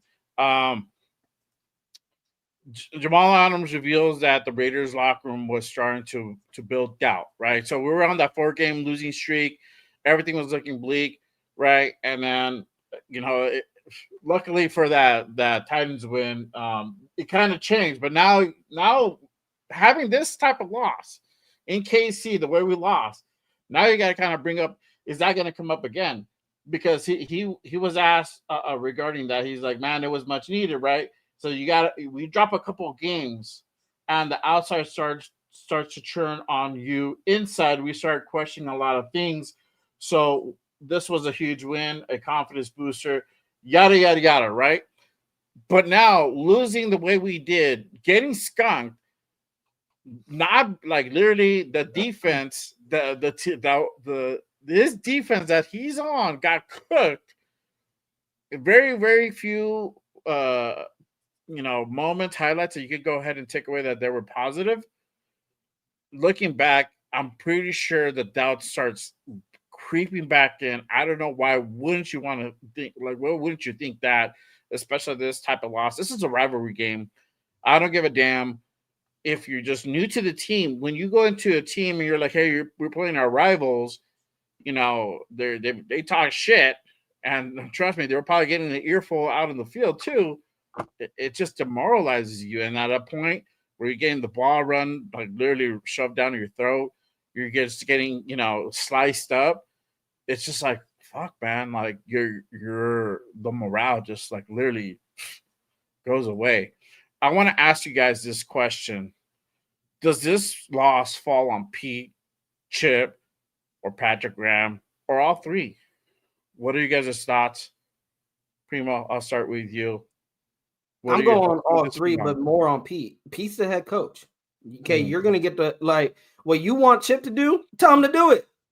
What you want Patrick Graham to do. Tell him to do it. You're the head coach. The thing is, going back to his press conference. Oh, we didn't have enough plays. We didn't. Shut up with the excuses. You're the head coach. Chip, I want an I formation. Chip better run it. He don't run it. Chip, what are you doing? You want to get the fuck out of Las Vegas? You want to go back to college? Because I'll fire your ass right on the spot.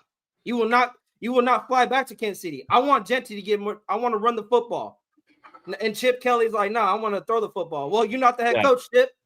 And then if that's the problem, if Chip is like, okay, well, I'm just waiting. I'm waiting until Pete Carroll gets fired, and then I'm going to be the head coach. If that's what's going on, Spytek, Brady, and Mark Davis, y'all need to have a conversation with your coaches. Because what the fuck is going on with you? Because those are your three main guys, Patrick Graham, Chip Kelly, Pete Carroll. If I'm Brady, if I'm Spytek, if I'm Mark Davis, you need to sit down. What the fuck is going on with you three? It's like that fucking Harry Potter scene with Harry and freaking Riley and them. It's like, what are you guys doing? What are y'all three doing? That's what they need to do. Pete Carroll, Chip Kelly, what are y'all doing? That this shit is not working. Because that presser opens my eyes a little bit. That he said, oh, we didn't have enough play. You're trying to throw Chip Kelly under the bus. Yeah. Why are you throwing Chip Kelly under the bus? Why didn't you tell him? That's why I was like, I could give Antonio Pierce some little flowers. He actually grabbed Luke Getsy in Baltimore. I was like, what the fuck you doing? And they beat Baltimore. And then Luke Getsy came out with the same shit. And Antonio Pierce was like, see ya. Don't let the door hit you on the way out. Pete Carroll, grow some balls. You little 74-year-old saggy balls, bro. And you better check Kelly. You better check Patrick Graham, or else Pete, you out too. Because I'm starting to lean there. You're the head coach. This is your team. This team wins and falls on your schedule. Not Chip, not Patrick Graham. It is on you, Pete Carroll. I will blame Chip Kelly because he needs to run the football more. I will blame Patrick Graham because he keeps leaving the football, the middle of the field open. But Pete Carroll, you're the one that's not telling them to make adjustments. Instead, you want to call them out on a press conference, and then you want to get mad at the media for asking you the hard-hitting questions. Get the F out of here with that. Yeah, exactly. 100%. You got to be able to go ahead and answer those type of questions. You lost 31-0 against the Kansas City Chiefs. Your bitter fucking rival. Either way, it doesn't matter. Whether it be the Chiefs, could be the Browns, could be fucking the kids down the street. You lost 31-0. Yeah. You got to answer for that. Who else is there to answer? You think John Spytek is going to get on the podium? No, you're the one assigned to be the coach of this team. Yeah. You got to go ahead and answer that. Come on, Pete. Let's stop with the whole, I'm going to get pissed at the media. They're going to ask you that questions. Because why are they wondering what the hell's going on too? Yeah, exactly. So this is the thing. It's crazy because we're back again. This is how fucking insane all this shit is, y'all. And I gotta put it out there. I gotta keep it real. This is how insane all this shit is, that we're back to the same bullshit of last year. It's like you argue with that crazy ass girlfriend. You're just like, we're back to the same fucking bullshit. Like, goddamn. Like, why? And it's crazy because we went out and got a new chick. And we still at the same fucking problems. Why? We brought the adults in to come in an adult, but we don't adult. So what's really going on? We went out and got Chip Kelly, paid this guy $6 million to go ahead and run our offense. It looks like an offense out of a Cracker Jack box, to be real. Let's just keep it a bean, y'all. It is. So, like, you have to be able to answer those questions. You have to come with it. You can't be upset at the media for questioning your strategy. Yeah. Because your strategy up to this point has been shit. And I want to ask this question to you, Jay. Yeah. Did Chip Kelly want Geno Smith? No, he didn't. No, he didn't. He didn't. This is the. I think Jeff talked. Go ahead and ask your question. Sorry, I didn't mean to interrupt. No, because Jeff brought up that no one's going to want to be. He's right, because people are wondering, well, who would want to come here as a head coach? The thing is, why did Cliff Kingsbury not want to come here? You guys don't got a quarterback. Why did Ben Johnson not want to be here? You guys don't got a quarterback. And look what they're doing with said quarterbacks that they have now. Look what Jackson Dart is doing with Brian Daboll now that Brian Daboll got a quarterback. The thing is, Pete banked on Geno Smith. Pete banked on Geno Smith. It was like, I want to go get my guy. The thing is, Pete, did you see last season? He led the league in interceptions with 15. He declined. When you left, he regressed from the season he had. And us, Raider Nation, we bought into that because we believed, oh, well, he went with Pete Carroll, and his first year under Pete Carroll was amazing. The thing is, Pete Carroll's a defensive-minded head coach. He's not an offensive-minded head coach. So Geno Smith's success doesn't go with Pete Carroll. It goes with whoever that offensive coordinator was in Seattle. Now, again, we said Chip didn't want Geno. Then why didn't this is where I go back to Spytek. I give him a little bit of blame here. Why didn't you go locate the quarterback? Now, is that because Pete didn't want you to? Or because you just felt, hey, he wanted Geno Smith and we drafted Cam Miller, and it is what it is. That's why I put a lot of blame on Pete, because everything that is going on right now falls on you. You wanted Geno. Yeah. You brought in Chip Kelly, who probably didn't want Geno. And then Patrick Graham's defense looks 10 times worse when you are a defensive-minded head coach. And I'll let you go finish your thought. Okay. But that's why I'll answer your question right before this, because shout out to my guy Tyler. I appreciate you, my guy. The Fire Pete comments are starting to go rough, and I knew it was a matter of time. It was already going on, but it was a matter of time. And this is the crazy shit. You got to either run with Pete, but if you fire Pete, you're gutting the whole fucking thing. You need to kind of almost start completely over again. That's what we did this year. This is what it is, and that's why we used to say the rebuild, right? Like there has to be a new strategy. But if you can't Pete, it's like you gotta have to kind of restart again, because the guy you bring in to go ahead and be the successor to Pete, if you're gonna go that route, they're gonna want to bring in their own guys, right? Unless you're gonna go ahead and hire you're gonna promote a guy like either Patrick Graham or Chip Kelly to be the next head coach, right? Which I hope is not Chip. I'm okay. I'm a little bit open to the idea with Patrick Graham, but even him, I don't mind him. Like if he decides to go to somewhere else, that's fine. I want to see maybe what Robbie Leonard has to offer, or somebody else outside the regime completely, right?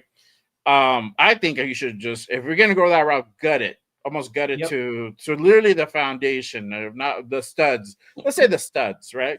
Because you got a couple studs out there. Obviously, you got Max, you got Genty, you got JPJ, and that's really it. And maybe Bash might potentially work out. I don't know. We don't have anyone. We already down to the studs right now.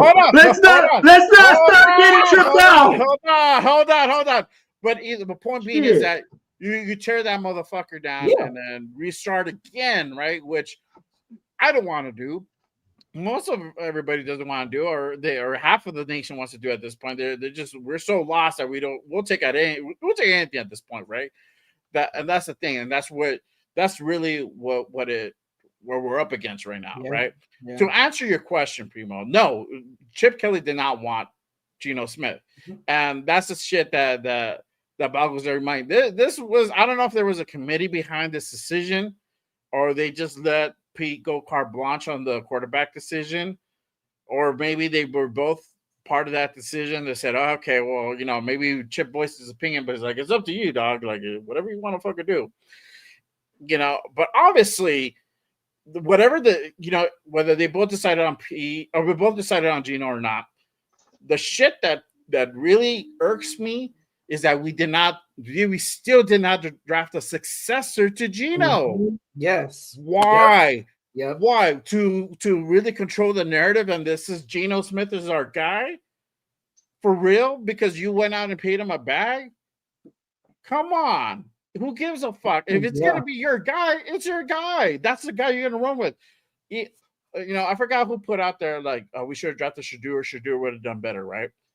Okay, cool. Let's run down that rabbit hole for just a second. Let's say we would have drafted Shador at some point, whatever round it was. It doesn't matter. Yeah. Let's say, or we would have traded for him, whatever.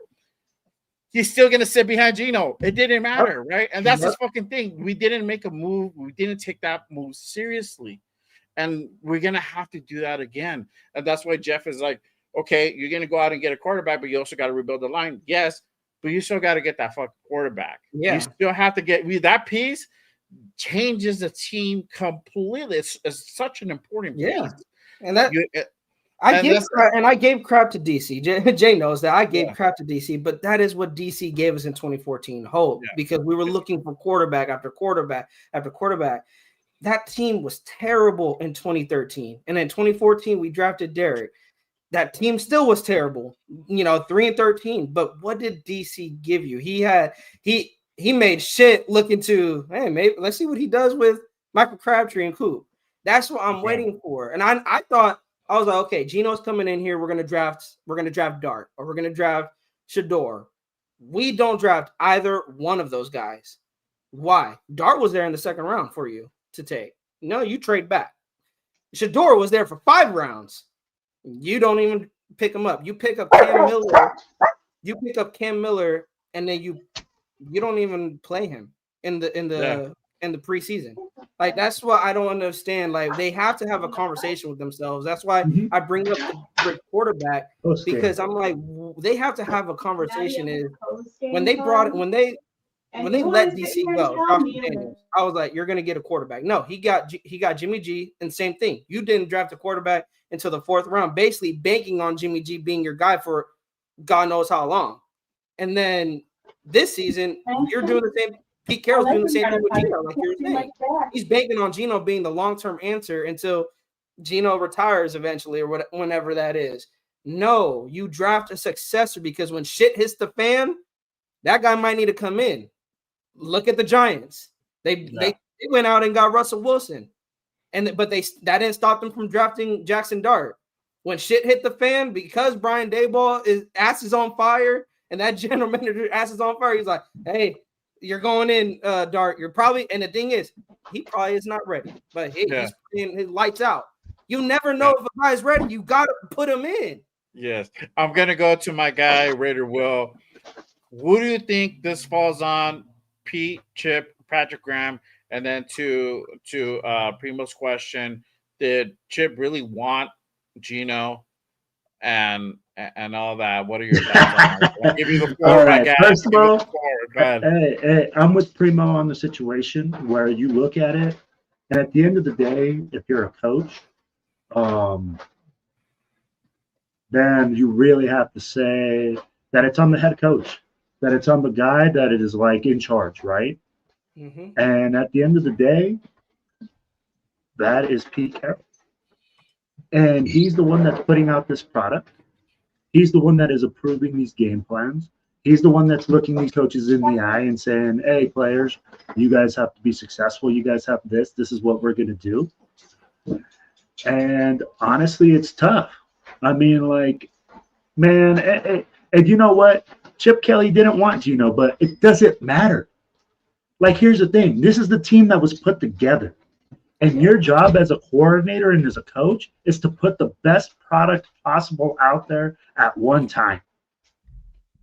And if this is the best product that you're putting together, that you're saying, oh, yeah, you know what? We put $70 million into this guy. We brought this guy. We did this. You know, we paid $6 million to Chip Kelly. Chip Kelly, you're paid $6 million to make this team functional on offense. I don't care.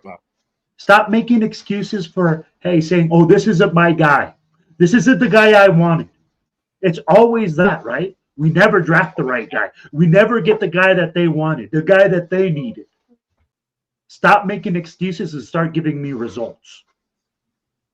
Chip Kelly, I don't know what you're doing, but 45 or 92 yards or whatever it is of total offense, I don't care what planet you're on. I'd be like, bro, I've seen third string quarterbacks with more total offense. Yeah, that's the truth. Look at Mac Jones. Look at Mac Jones being a backup. Yeah, backup quarterbacks get more total yardage than the Raiders did on offense. Factual. Mm-hmm. So if you're looking at it, It's a total disaster all the way across the board, and it starts from the top down. Mm-hmm. Bad coaching, bad decisions, bad game plans. Players are not happy. Yeah. So it's all bad, bad, bad. And if you don't want Geno, then guess what, Chip Kelly? Make shit happen. So that way, when you say, I want this guy and we're going to make it better, then guess what? You have facts that you can stand on. Mm-hmm. But right now, to give me and say, oh, it's because Geno can't do this, Geno can't do that. Well, hey, Kenny Pickett can't either. Neither can Cam Miller. Neither can AOC. So, hey, tell me who you need. Stop making excuses and give me results. That's where I'm at with it. 100%. 100%. You hit the nail on the coffin. I'm going to go ahead and switch it up, y'all. We're going to do a little fun segment right now into the post-game reaction show. But really quick, salute to everybody in here. Again, over 100 in the building. If you guys haven't done so already, make sure you guys hit that like and subscribe button on this podcast. If you guys are watching on X, make sure you guys jump over to YouTube and hit that subscribe button, hit those likes, be a part of the chat. Let's get involved. And then also my guys over here, both of my guys, my guy Raider Will to my left. Make sure you guys go ahead and give them a subscribe and a like. Silver and Black Radio Podcast. To my right, my guy Raider Primos at Raider Primos. Make sure you guys go ahead and hit those subscribes on both of those channels for sure. I'm going to go ahead and switch it up. We're going to do a fun little segment here at Just Raiders, something that I haven't done in almost a year now, and I'm glad to go ahead and bring it back. I'm going to go ahead and bring back the segment, Walk the Plank. Let me go ahead and play this. He walks the plank. The plank! Love it. Walk the Plank. If y'all don't know, if y'all new to the show, y'all don't know what the fuck Walk the Plank is that we're going to go ahead and put the light on the fucking shitty players of this fucking game. And I'll go ahead and kick this thing off because I haven't done it in a minute. For sure, Geno Smith is on that list. It's just we can't muster up any type of offense. We have to simplify this offense, and yet you still have that to your arsenal. You still throw into triple coverage. Why, my guy? Why? You had Besh open, you had somebody else open. You had to go to Thornton. Bro, you got to throw Thornton in triple coverage. Luckily, the ball wasn't picked off. It was a little bit high when it wasn't able to be picked off, but it's decisions like that literally kills us. You're killing this fucking team, and I'm an optimistic guy. I'm a guy that has glass half full type of guy, but not. It's at a point where it's just like you gotta throw that shit out. Geno Smith, a guy that walks the plank on my list. You gotta put Darnay Holmes. Literally got fucking owned all game long. You only had one good play. Blue Kelly, same to follow suit. Cooked. These guys literally walk the plank. Let me ask you, and I'll start off with you. Well, I'll go back to you. Who are you gonna go ahead and send off the plank, bro? The whole team needs to just walk the plank because we look like a big bag of ass. The whole team. This was pathetic. The coaching staff, the players, the teams, every single person should be ashamed of themselves. If I'm Mark Davis, you know how they kick people off the bus? I'm kicking you off the plane. Mm-hmm. Bro, they should find an Uber to Uber back. Because this is just, bro, that's just the way I feel right now. There's not one player that showed me anything. There's not one coach that showed me anything. So every single guy on that staff, every single guy on that team needs to walk the plank right now. I like that.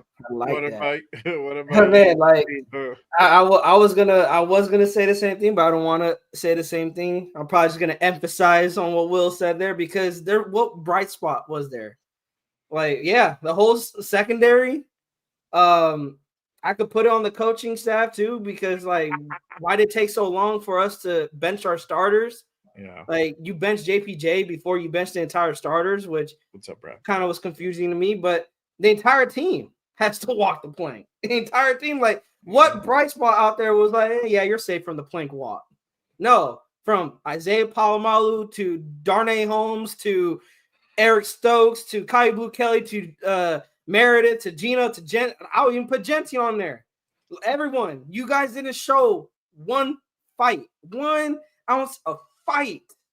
You guys, from the start, from the kickoff, you guys seem like you guys were just like, oh, it's gonna be another day we got our ass whooped. No, you get paid to play this game. Go out there and fight. When I'm getting my mouth punched in, I'm taking hit over hit. No, I'm not just gonna sit down and let a guy beat my ass. No, you get up and fight. Yeah. Anyone getting no. You know, they're not getting game balls. They're gonna get a face full of water and drown in the Pacific Ocean. That's what's gonna happen. You know who gets the game balls? We, the fans, get the game balls for this fucking game because we had to fucking put up with this fucking torture for fucking 4 quarters. Half of the nation, I'm assuming, tuned out by halftime. If they were smart enough, my ass is dumb. I kept watching. I like the pain, whatever. And the thing is, it could have got. They lucky this thing didn't get worse. They lucky the Chiefs had some humanity, humanity. They did. We feel no. The thing is, they felt sorry for us. It wasn't like in the third quarter. In the third quarter, they felt sorry for us. That's how bad it was. That's why we look like a bag of ass, and we need to fucking all walk the plank. Bro, in the third quarter, they put in the mustache. They put in the trash that we got rid of. Yeah, Booger Minshew. They put in the I told the wife, monster. Booger Minshew's in. I told wifey, Booger Minshew's in. She's like, oh, fuck, for real? I'm like, yeah. They have pity on us now. I'm saying, bro. So when you're saying there wasn't one good thing. Tell me one good thing. Oh, wait. Hey, the special teams didn't get burned. AJ Cole was a punting machine. That's about it. But that's all we always have, huh? The best punter in the league. That's all the Raiders have. Exactly. And that's why, bro. Oh, sorry, bro. Go ahead. No, you're good. You're good. Good. We're gonna keep on this momentum. Let me ask you. We're going now. We're in the bye week, right? We're going into this bye week. Mm-hmm. I think there's a lot of changes coming down the pipeline. Do you guys think there should be any firings happening? And if so, who should be fired first? Because I want to say Tom McMahon, but the thing is, special teams didn't do anything today for him to get fired. Like they actually didn't. Right. They didn't fuck up. So it's like, who's going to be the scapegoat? Because will it be Chip? Will it be Pat? I don't see it. Because will Pete do that? I mean, he wants to do it to Chip. He wants to do it to Chip. He already said it. He wants to do it with Chip, but he can't because at $6 million, bro. Like, and what better offensive coordinator are you going to find? Yeah, I don't know how that contract is structured, and I don't think because it doesn't go through the cap, so it doesn't get to be announced. So I don't know how that contract is. So that's the thing you got to kind of also think about. Now, if there was like certain incentives, or certain breaks, like if certain brackets, like if we get to X amount of wins, or the team can go ahead and decide to go ahead and cut ties and not pay out the rest, or pay out a certain portion of that contract. That's the thing that you kind of have to also think about. So the team might be fucked in a position where they can't necessarily fire him. They could fire him, but it's just like you still got to pay that money. So that's a point. That's the thing that kind of also makes you think. But I mean, we're no strangers. We paid, how much did we pay Gruden? $100 million, and that is still being paid out. I think he's being paid out for a few more years until that actually is getting paid up to the guarantee point. I don't know how that exactly is set up, but yeah, that's a question that we kind of have to ask ourselves. What about you, Primo? Who do you think somebody's gonna get canned? And if so, who do you think should be canned first? If there should be somebody. It's like I would He's be like, rolling. fire all these putos. Yeah. Line 'em up, you're fired. Line them up. Line them up. Bro, Will is absolutely right because it's like, what does firing someone do for the team? It's not going to make it better. Like, I see Big Luck saying, yeah, fire Brandon Carroll. What's that going to do? Gino's still going to, even with Gino having a good pocket, let's say firing Brandon Carroll fixes the offensive line. Geno Smith still throws interceptions even when he doesn't have pressure in his face. Yeah. So the offensive line being bad really does nothing to help or hurt Geno. He's hurting himself. Now, do you fire Chip? Well, you're paying, so that means you paid a $6 million to coach what, 7 games? That's it. Like that. Now you're looking like more of a dumpster fire as an organization. Do you fire Patrick Graham, who has been here longer, who has some continuity with the team, and the defense is still playing, not playing up to well, he doesn't have the players. That's the thing. It's another thing with Patrick Graham. Does he have you have to put that into account. You'll fire him, but did he ever have the players on the defense to be successful? You have Caillou Blue Kelly as his starting corner. You have Eric Stokes, his starting corner. Isaiah Palomalu, who's a starting safety. Like, you're giving Patrick Graham to work with crap as players. You're not giving him starting caliber guys. And then from a head coaching standpoint, do you fire Pete Carroll? Well, then now you're back onto the question is who's going to come in? And also, does it hurt? Here's what I don't want to happen. We fire Pete Carroll and we go on and win some meaningless games because the ego isn't there anymore. Or we fire Chip Kelly and now the offense wants to have some firepower and we start winning some meaningless games. I think you don't fire anybody. I do want to fire everyone, but what's that going to do if you fire 100%. People mid-season? It's not going to change anything. Like, shit is still going to be shit with you firing people. So I think we should just ride this out until the end of the season, and we have this conversation at the end of the season. Pete, are you going to stay here? I think we need – if it was me, I'm riding Pete to the end of the year, and I'm like, it didn't work out. I see how this shit's going to go. It's not going to work out. There you go. I agree with that some part. I don't know if necessarily we fire anybody. It really wouldn't do as a whole lot of a difference. I mean, you can go ahead and throw in Brandon Carroll in there, but that's never going to happen. And that's not because I don't want it to happen. It's just realistically, it's just not going to happen. He's not going to fire him, bro. The best thing, and I keep saying it, I've been saying all season long, the best thing you can hope for is for them to go ahead and put him backseat to Joe Philbin. I don't even think that's going to happen. At this point, we're kind of stuck with what we got, and we kind of have to ride it out for a little bit because the alternative, just like Will said, fire everybody, burn through the ground, restart again. That's just the only 2 ways to go about it. The also reason why you don't fire Pete Carroll, Chip Kelly is you're gonna again restart that gamut of that circus carousel that we're so used to with coaching. We don't want to do. We want to go ahead and try to create some stability. And this is the thing, like Primo said, you got to evaluate it at the end of the season. And if Pete's heart's still in it, great, cool, run it back. Let's do it right. Let's go ahead and get the pieces that we need. Yada yada yada. Gino's gonna have to fucking take a seat because he ain't gonna be the guy, it's gonna be somebody else, or Gino's gonna be there literally for a limited capacity where we're gonna hand the keys off to the next guy who we drafted, right? That's the play that you could potentially make. But if you're gonna go ahead and can everybody, you might as well just run it through. But at that point, might as well ride out the season, right? Because at this trajectory, we're looking like we're not going to win more than 4 games. Like my guy Jeff was saying, we're not going to win more than 4 games. So what the fuck is the point of us like firing everybody, try to win some more games, and then we go down in the draft order if you want to go ahead and look at it in that sense. Stick with what you got, and if we win more games, great. If we don't, we don't. But at least we know where we're at.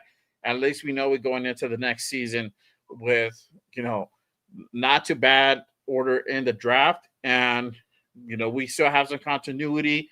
Might have to get rid of a lot of guys. A lot of guys are on 1-year contracts anyway. I see probably more than half of those guys are not going to be here next year, right? Let's just keep it a beat. Most of these guys are not going to be here next year, right? So you gotta do the draft. You gotta bring in through free agency. You might re-sign a few guys that kind of stood out for you, but really the thing about it here is you have to go ahead and play your rookies. You have to go ahead and see what you got in there to really determine whether or not this thing is even salvageable. Because if none of the rest of these guys don't pan out outside of Genty, it's a failure. It's a failure. It is what it is. We didn't draft it. We didn't take the quarterback situation seriously. We went out and got a guy in the 6th round. He's a project. He's in the practice squad. You know, you went out, you kept AOC cool, but now he got injured, and that's gonna be a whole other fucking debacle whenever the fuck he comes back. What are we gonna do with him? Are you gonna ride 3 quarterbacks, or are you gonna stick him in the practice squad? I don't know, right? So you have another question lying in there that's literally the time is like approaching really, really soon that we have to make a decision on. So either way, I think we're kind of positioned that we're in a limbo zone that we're kind of fucked. Because either we got to ride with Pete, or you got to go ahead and just burn the whole thing down. But I want to ask you guys this question, and I'm going to go ahead and kind of cap it off here. What does this mean for the season? Of the loss like this versus a division rival? We're 2-5 right now. We got Jaguars on November 2nd. I'll be in that game. So anybody going, let me know. Hit me up. Definitely love to link up. Then we got Broncos. Then we got Cowboys. I believe we have the Broncos. Then we go to Philly. And then I think we come back. We go to Philly. And I think we got Dallas. We got So it's Broncos. So it's Jaguars, Broncos, Cowboys. Dallas. Yeah. And then I think we go to Philly. Then I think we come back and host the Browns. And I think we go back on the road because it's like we're home, we'll go on the road, we're home, it's like that. So I think we go back on the road to face Texans. So there's only a handful of games that we're going to win, if that. It just depends. But what does this mean for the season? For the rest of the season, that we go ahead and just call it a wash, hang it up, time to hang up that towel, hang up that cape, call it a day, or is there something that we might be able to go ahead and potentially pull out? What are your thoughts, Primo? I mean, looking at the schedule here, you got Jags, you got Denver on a short week in Denver, you got Dallas, and then so you got back-to-back home games, Dallas, Cleveland.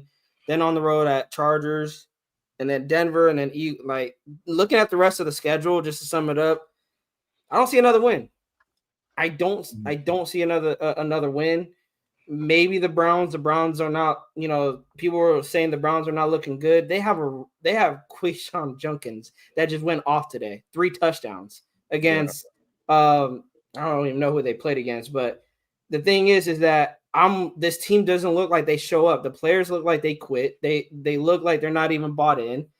And going into that game, you could easily lose 3 more games going against Cleveland, and your team is already checked out by that time because you're 2-9 at that point, or 2-8. So that could be a loss. And then you got the season finishing off with Chargers, Denver, Eagles, Houston, Giants, and the Chiefs again. The Giants got Scottaboo and Dart playing lights out. People will say that could be another win. No, because Dart and Scottaboo are, like I said, playing out of their minds. They could easily come into Allegiant and have fun in Vegas all they want. So I think this season it's a wrap. I know we're 2-5, you guys. I know they could probably go on a 3-game win streak to get back to 500, but this is where Raider Nation, we need to be honest with ourselves. What have the Raiders shown you guys to go on a 3-game win streak? That's what I have to ask myself. Like, could they win 3 games? Yeah, they could any given Sunday. But what have they shown me? They haven't shown me anything to believe that they could. So I'm going into the season. I'm going for the rest of the season thinking they're gonna go 2-15. They're losing every single game after the bye week. They are losing every single game. They are going to go on a 10-game losing streak, you guys, and that's how their season is going to end, 2-15. It's over. Just get ready for 2026. I'll see you guys at the draft, and we better draft a quarterback. We better draft an offensive line, or I'm flipping tables. There you go. That's what worries me. That's what worries me. I don't even know if they're going to do that. That's the thing. But I'll see you guys at the draft. Primo, I love you, bro. I love you. But, like, I'm going to say it like this. It means absolutely nothing because this team was going nowhere. I'd be like, from the beginning of the season, we always understood that this team had problems. We said, hey, man, this team is dysfunctional. This team isn't working. Why are we not doing this? Why are we not doing that? Why is JPJ on the bench? Why? I'd be like, dysfunctionality has been the king of what Pete Carroll is doing. Like we said, I'd be like, the circus is fucking going 100% in Las Vegas. Ding, ding, ding, ding, ding, ding, ding, ding, ding. And the freaking rink is Allegiant Stadium. Okay? So at the end of the day, what this means for us, it means that we'll draft right where we were supposed to draft, right where people were expecting us to draft in the top 10 of the draft. What that means is Spike Tech better be having his whole fucking team ready to draft the guy that we need to lead this team, to start having answers for the problems that we have. I don't give a shit who you got out there, but I think you said firings, right? You don't have to make firings with the coaching staff, but you have to make changes with the players. Blue Kelly got freaking worked, like we said. You can't have him out there and say he's the best product you got. You got to give Darian Parker a shot. Yep. If you want to give him a spot, give him a spot in the slot where Holmes was sitting there freaking getting worked as well. I'd be like, you got to look at these things. And if they're not making those changes to players on the field, that's where I'm saying, what are you getting paid for? To give me the same product every single week, to not make a change, to come with the same strategy, it's not going to work. So for me, man, at the end of the day, this means nothing because I never thought the Raiders were going to be this big playoff team. I never thought we were going to go deep into the playoffs this year. I said, hey, 8-9 was going to be a great season for us. Now, to me, it means 4-13, or we can go 2-15. You know, whatever it is. It just means we need to do our diligence, and Raider Nation needs to do, like, you know what? Be real with themselves and say, hey, this team wasn't a playoff team. And if you thought this team was a playoff team, you really need to check yourself. Because the players that we got, and this is the thing, right? I feel like we get a lot of hope because we get a player or we get a big-time name that comes in place for this organization, and then all of a sudden they're going to be the fucking savior.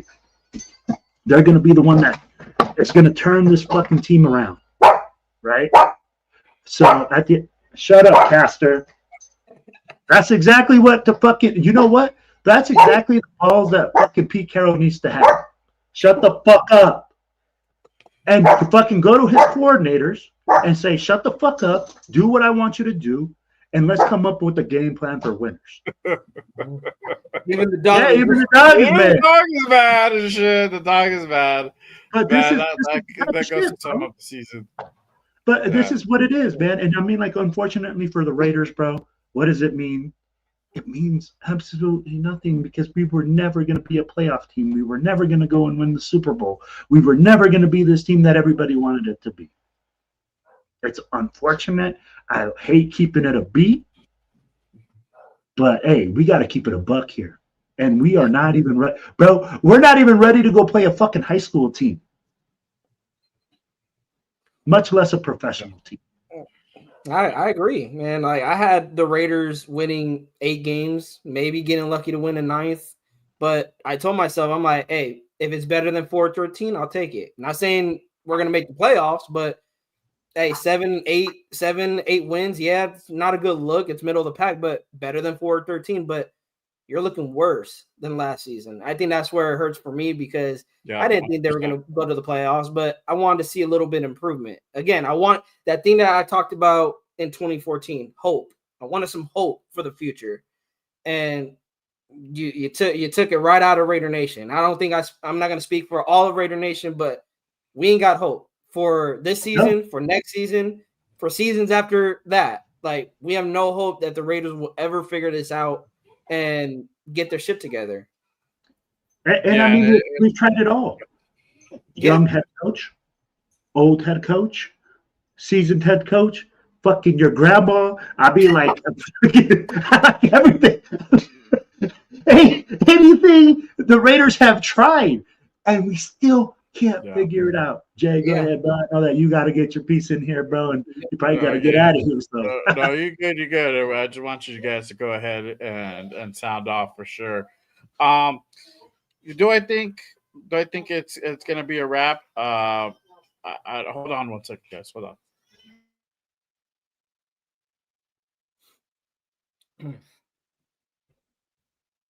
All right. Well, do I think the season's a wrap?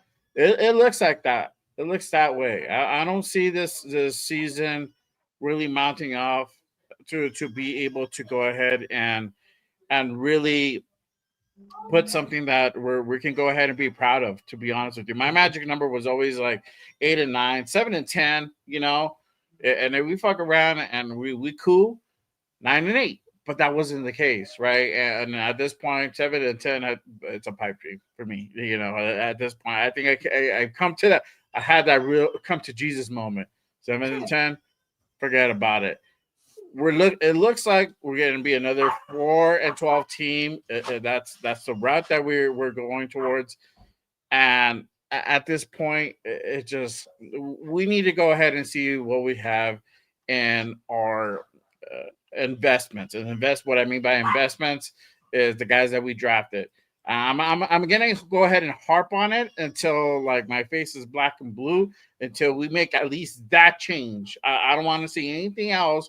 I don't want to hear anything else besides play those fucking rookies, right? Yep, and I'm gonna address Fidel's comment, but we had no business drafting best in the second round and so on. The thing is, I don't mind us drafting Besh, right? But the thing is, we haven't played Besh. We haven't given him any fucking targets. We've given him 2 targets this whole game. Mm-hmm. He had a target the game before and a win versus the Titans, where you played a much easier team. So we've been doing that same type of strategy. Would I have drafted a receiver in the second? Probably necessarily not, because I knew that we needed an offensive lineman. Yep. And we waited to the third round. I'm like, okay, cool. We got 2. Let's see what happens. I'm okay with that. Right? Ain't seen them. But we haven't seen anything from them. And that's the thing. I think at this point we have Stone Forsythe out there instead of Grant. Yeah. Exactly. Getting 15-yard penalties because he just wants to fucking pancake somebody when they're face down. Yes, exactly. Plays going away from you. Exactly. Verga, that's what.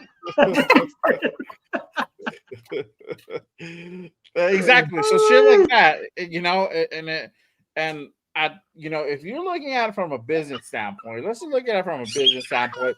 You should be actually like analyzing your assets. What do you have in the draft picks and your stock to see if these guys are going to be with the team come next year, or we're going to go ahead and make those cuts, because you know that's essentially what every team does. You have to start evaluating. So I think the evaluating process should start now and moving forward.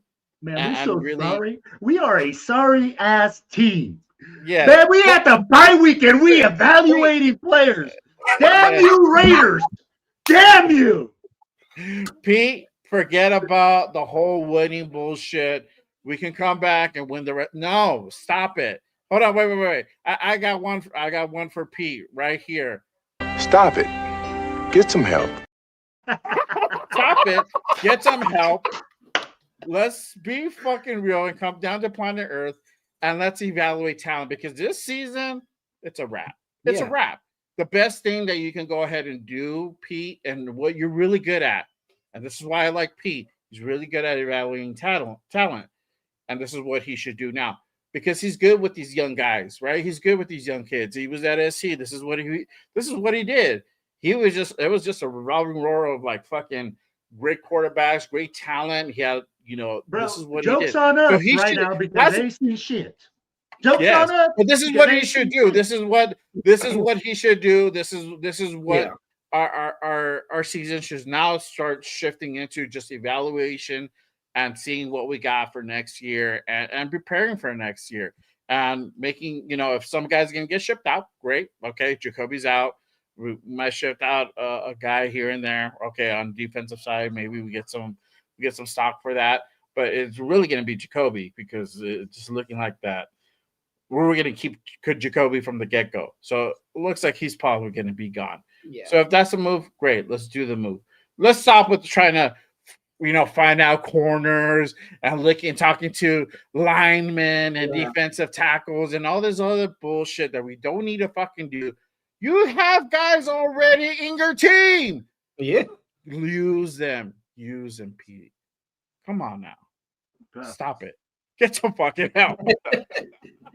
Get some help. Let's get back to reality. Let's start that process and move forward. And maybe we can go ahead and build something next year. I hope so, because I don't see no light in the end tunnel. And my thing is this: if we win a few games, I hope we just win the games that we're supposed to win. If that, I'll be happy. I'm still going to the game in 2 weeks. I don't care. For me, I love watching the Raiders play. Yeah. Even if they look like fucking shit. I want to win against the Jaguars just for you, Jay. Just for you, man. Yes. Hey, we won last year. And I hope it's a repeat, but I doubt it because T-Law is just fucking lighting shit up over there. So whatever. But I mean, he may throw those interceptions, but he's still throwing it, still gunning it. Yeah, exactly. So there you go. See, DeMox is like, we're not winning any other games anymore. And Jamar, shout out to Jamar, bro. He put all his eggs in Gino. And those did not fucking pan out well whatsoever, for sure. See, Jeff is like, imagine you perform at your job like this, you get fired. All right, put my take on that. So watch us draft Arch with the number 1 pick, bro. That'd be crazy. No. If we fucking have the number 1 pick. God. I doubt it. Bro, but I watched Mendoza since he started at Cal. My dad actually put me on Mendoza because we're watching him going against Cam Ward. Mendoza is my pick. That is my pick. I want Mendoza to be a Raider. Yeah. And don't worry, Raider Nation.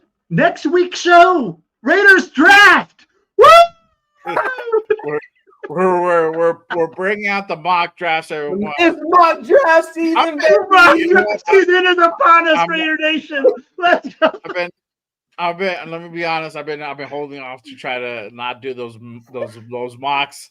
I guess I'm about to start whipping those out and then start doing those mock only shows and those mock shows. Let's see who's good let's see who we can this season, quote unquote.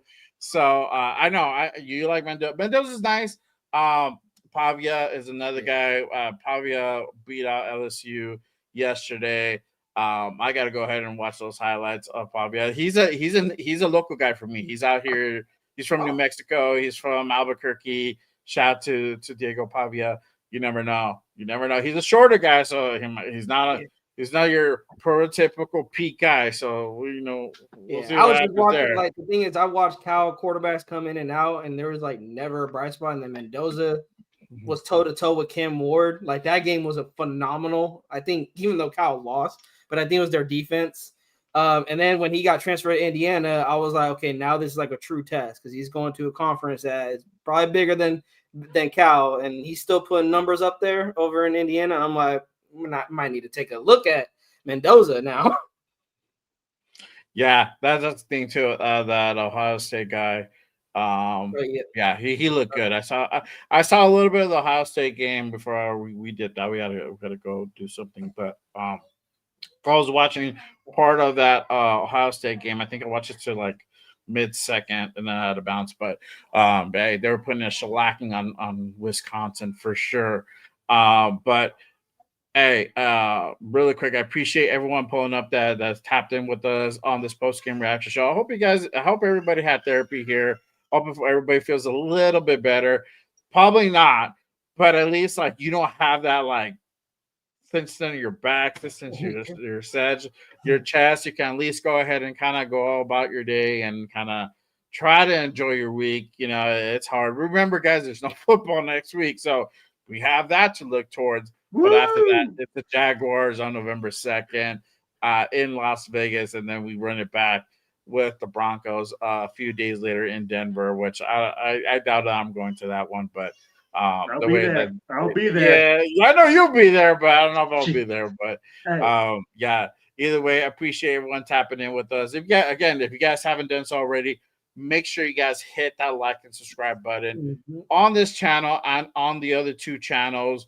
On my guy Raider Primos at Raider Primos, my guy Raider Will at Silver and Black Radio Podcast, and then obviously this one at Just Raiders Baby. And then my guy Jeff was here earlier. Make sure you guys go ahead and tap into him for _Raider_Jeff. Yeah, he has a show tomorrow, Monday quarterback with my guy Chris for Raiders, and then me and him are running it with the Raider Connection on Wednesday. We're gonna go ahead and talk about this game. Just talk shit again on Wednesday with my guy Leo Chiolinas and my guy LV Rated 10 as well. We're gonna go ahead and just kind of sum up the probably what we're about halfway point or almost at the halfway point of the season.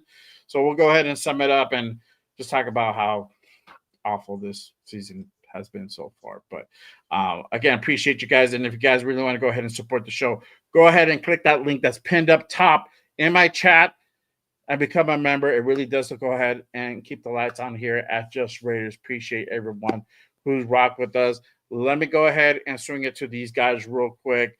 My guy, I'll start off with my guy Primos.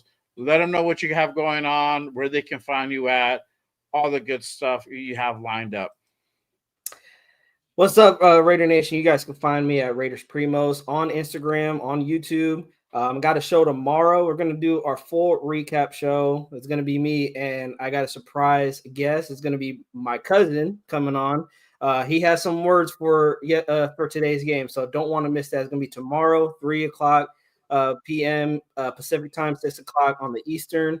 And then we got our regular shows on Wednesday, Thursday, Fridays. Thursday or Friday, and same time, 3:00 p.m. Pacific. So tune in, hit that subscribe button, hit that like on the way in. And then we got we got one coming up too. Yeah. Good morning, Raiders. My guy Raider Primo will be in the building, so make sure you guys go ahead and pull up. If you guys like this show, you guys like everything that we went ahead and discussed, our takes, our content, everything, make sure you guys go ahead and pull up to Good Morning Raiders every damn Saturday morning at 10 a.m. Pacific. Make sure you guys go ahead and tap in. I just had the great and powerful Joe Morley on yesterday. It was a fire show. Even the Samoan Raider pulled up. Appreciate both of those guys. Had Samoan on a few weeks ago. So make sure you guys go ahead and tap in. That is a guest show. I have guests on every Saturday that I do a show. I might not do one for November 2nd, but we're doing one next Saturday. So make sure you guys go ahead and tap in. It's going to be a hot one between me and Primos. So we're going to go ahead and talk about this, talk about the whole season. We're going to look forward toward 26. We're going to start having those talks already. I didn't want to. God damn it. Raiders, you pushed me to this point. It's your fault. I'm blaming you guys. I'm gonna start instead of betting on Raiders games, I'm gonna bet when we got to start talking mock draft season. Yes, exactly. There you go. Now, my guy, Raider Will, let them know what you have going on, where they can find you, everything you have lined up for the week. What up, baby? It's your boy Raider Will with the Silver and Black Radio Podcast. You can find me on Instagram, TikTok, Facebook. It's the Silver and Black Radio Podcast. We will have a live on Tuesday with the most notorious crew. That's me, Raider Jeff, Cheeto Linus, and our boy James. Then on Thursday, we're going to be putting it out with the Silver and Black Radio Podcast. You'll see me with my crew. We'll be analyzing the game, giving you guys a little pregame thoughts, etc. And then hopefully not this Sunday, but next Sunday, y'all catch me with my boy Jay doing the game reviews and just having some fun with y'all. So, hey, man, that's what I got going on. And much love to y'all. Thank y'all for checking in, man. Make sure you guys like, share, subscribe. And if you guys are in the comment section, man, anytime we're on, I want you to go to the comment section. Want you guys to go to the right. There's this little hype button. push the hype button, put us in the mainstream, make sure that the Raiders are listening to us because these bunch of pendejos don't know what they're doing. And we need to guide the ship, Raider Nation. We need to lock in. So, yes, I mean, like, that's what we got going on, man. Yes, sir. Yes, sir. Appreciate everybody who tapped in with us. My guy Rosetown said, Can I get a Raiders from anyone? Yo, bro, I got you. Raiders! Yes, sir. Yes, sir. It's always Raiders, bro. I don't give a fuck. 0-17. I'm still black. I'm still colors. And the off season. Raiders. Raiders. Pumpkin patch yesterday. And that's what my Raiders. I don't give a fuck. I don't give a fuck. Raiders, bro. Y'all already know what time it is. But again, appreciate everyone who pulled up and rocked with us today. Again, I will be back tomorrow with the Raiders Unfiltered show. Make sure you guys tap in 5 p.m. Pacific on the West Coast. So make sure you guys go ahead and hit that notification on my channel, Raiders Unfiltered, every damn Monday night, 5 p.m. Right Pacific. there. You know, it's getting even crazier, bro. I'm gonna fucking flip the lid off. Shit. I don't even know if I can do it anymore, but I'm gonna try. He's gonna recap the game. He's gonna get stewed up. He's gonna get refired up for y'all Raider Nation, and he's gonna have you locked in. Tomorrow night, baby. Stay locked in. You already know what the fuck it is. That's what's up. But again, I appreciate you guys. Love as always. Thanks everyone for always tapping in, checking in, and just being a supporter to the shows, to my show, to these two shows. And you know, hey, it is what it is. This is the season. And you know, whether you're taking the season as done or you're still finding hope, it's all good. Whatever you guys feel. Hey, at the end of the day, go Raiders. Appreciate you guys. Always remember, just Raiders, baby. I'll see y'all next time. Peace. Raiders. Raiders. Raiders.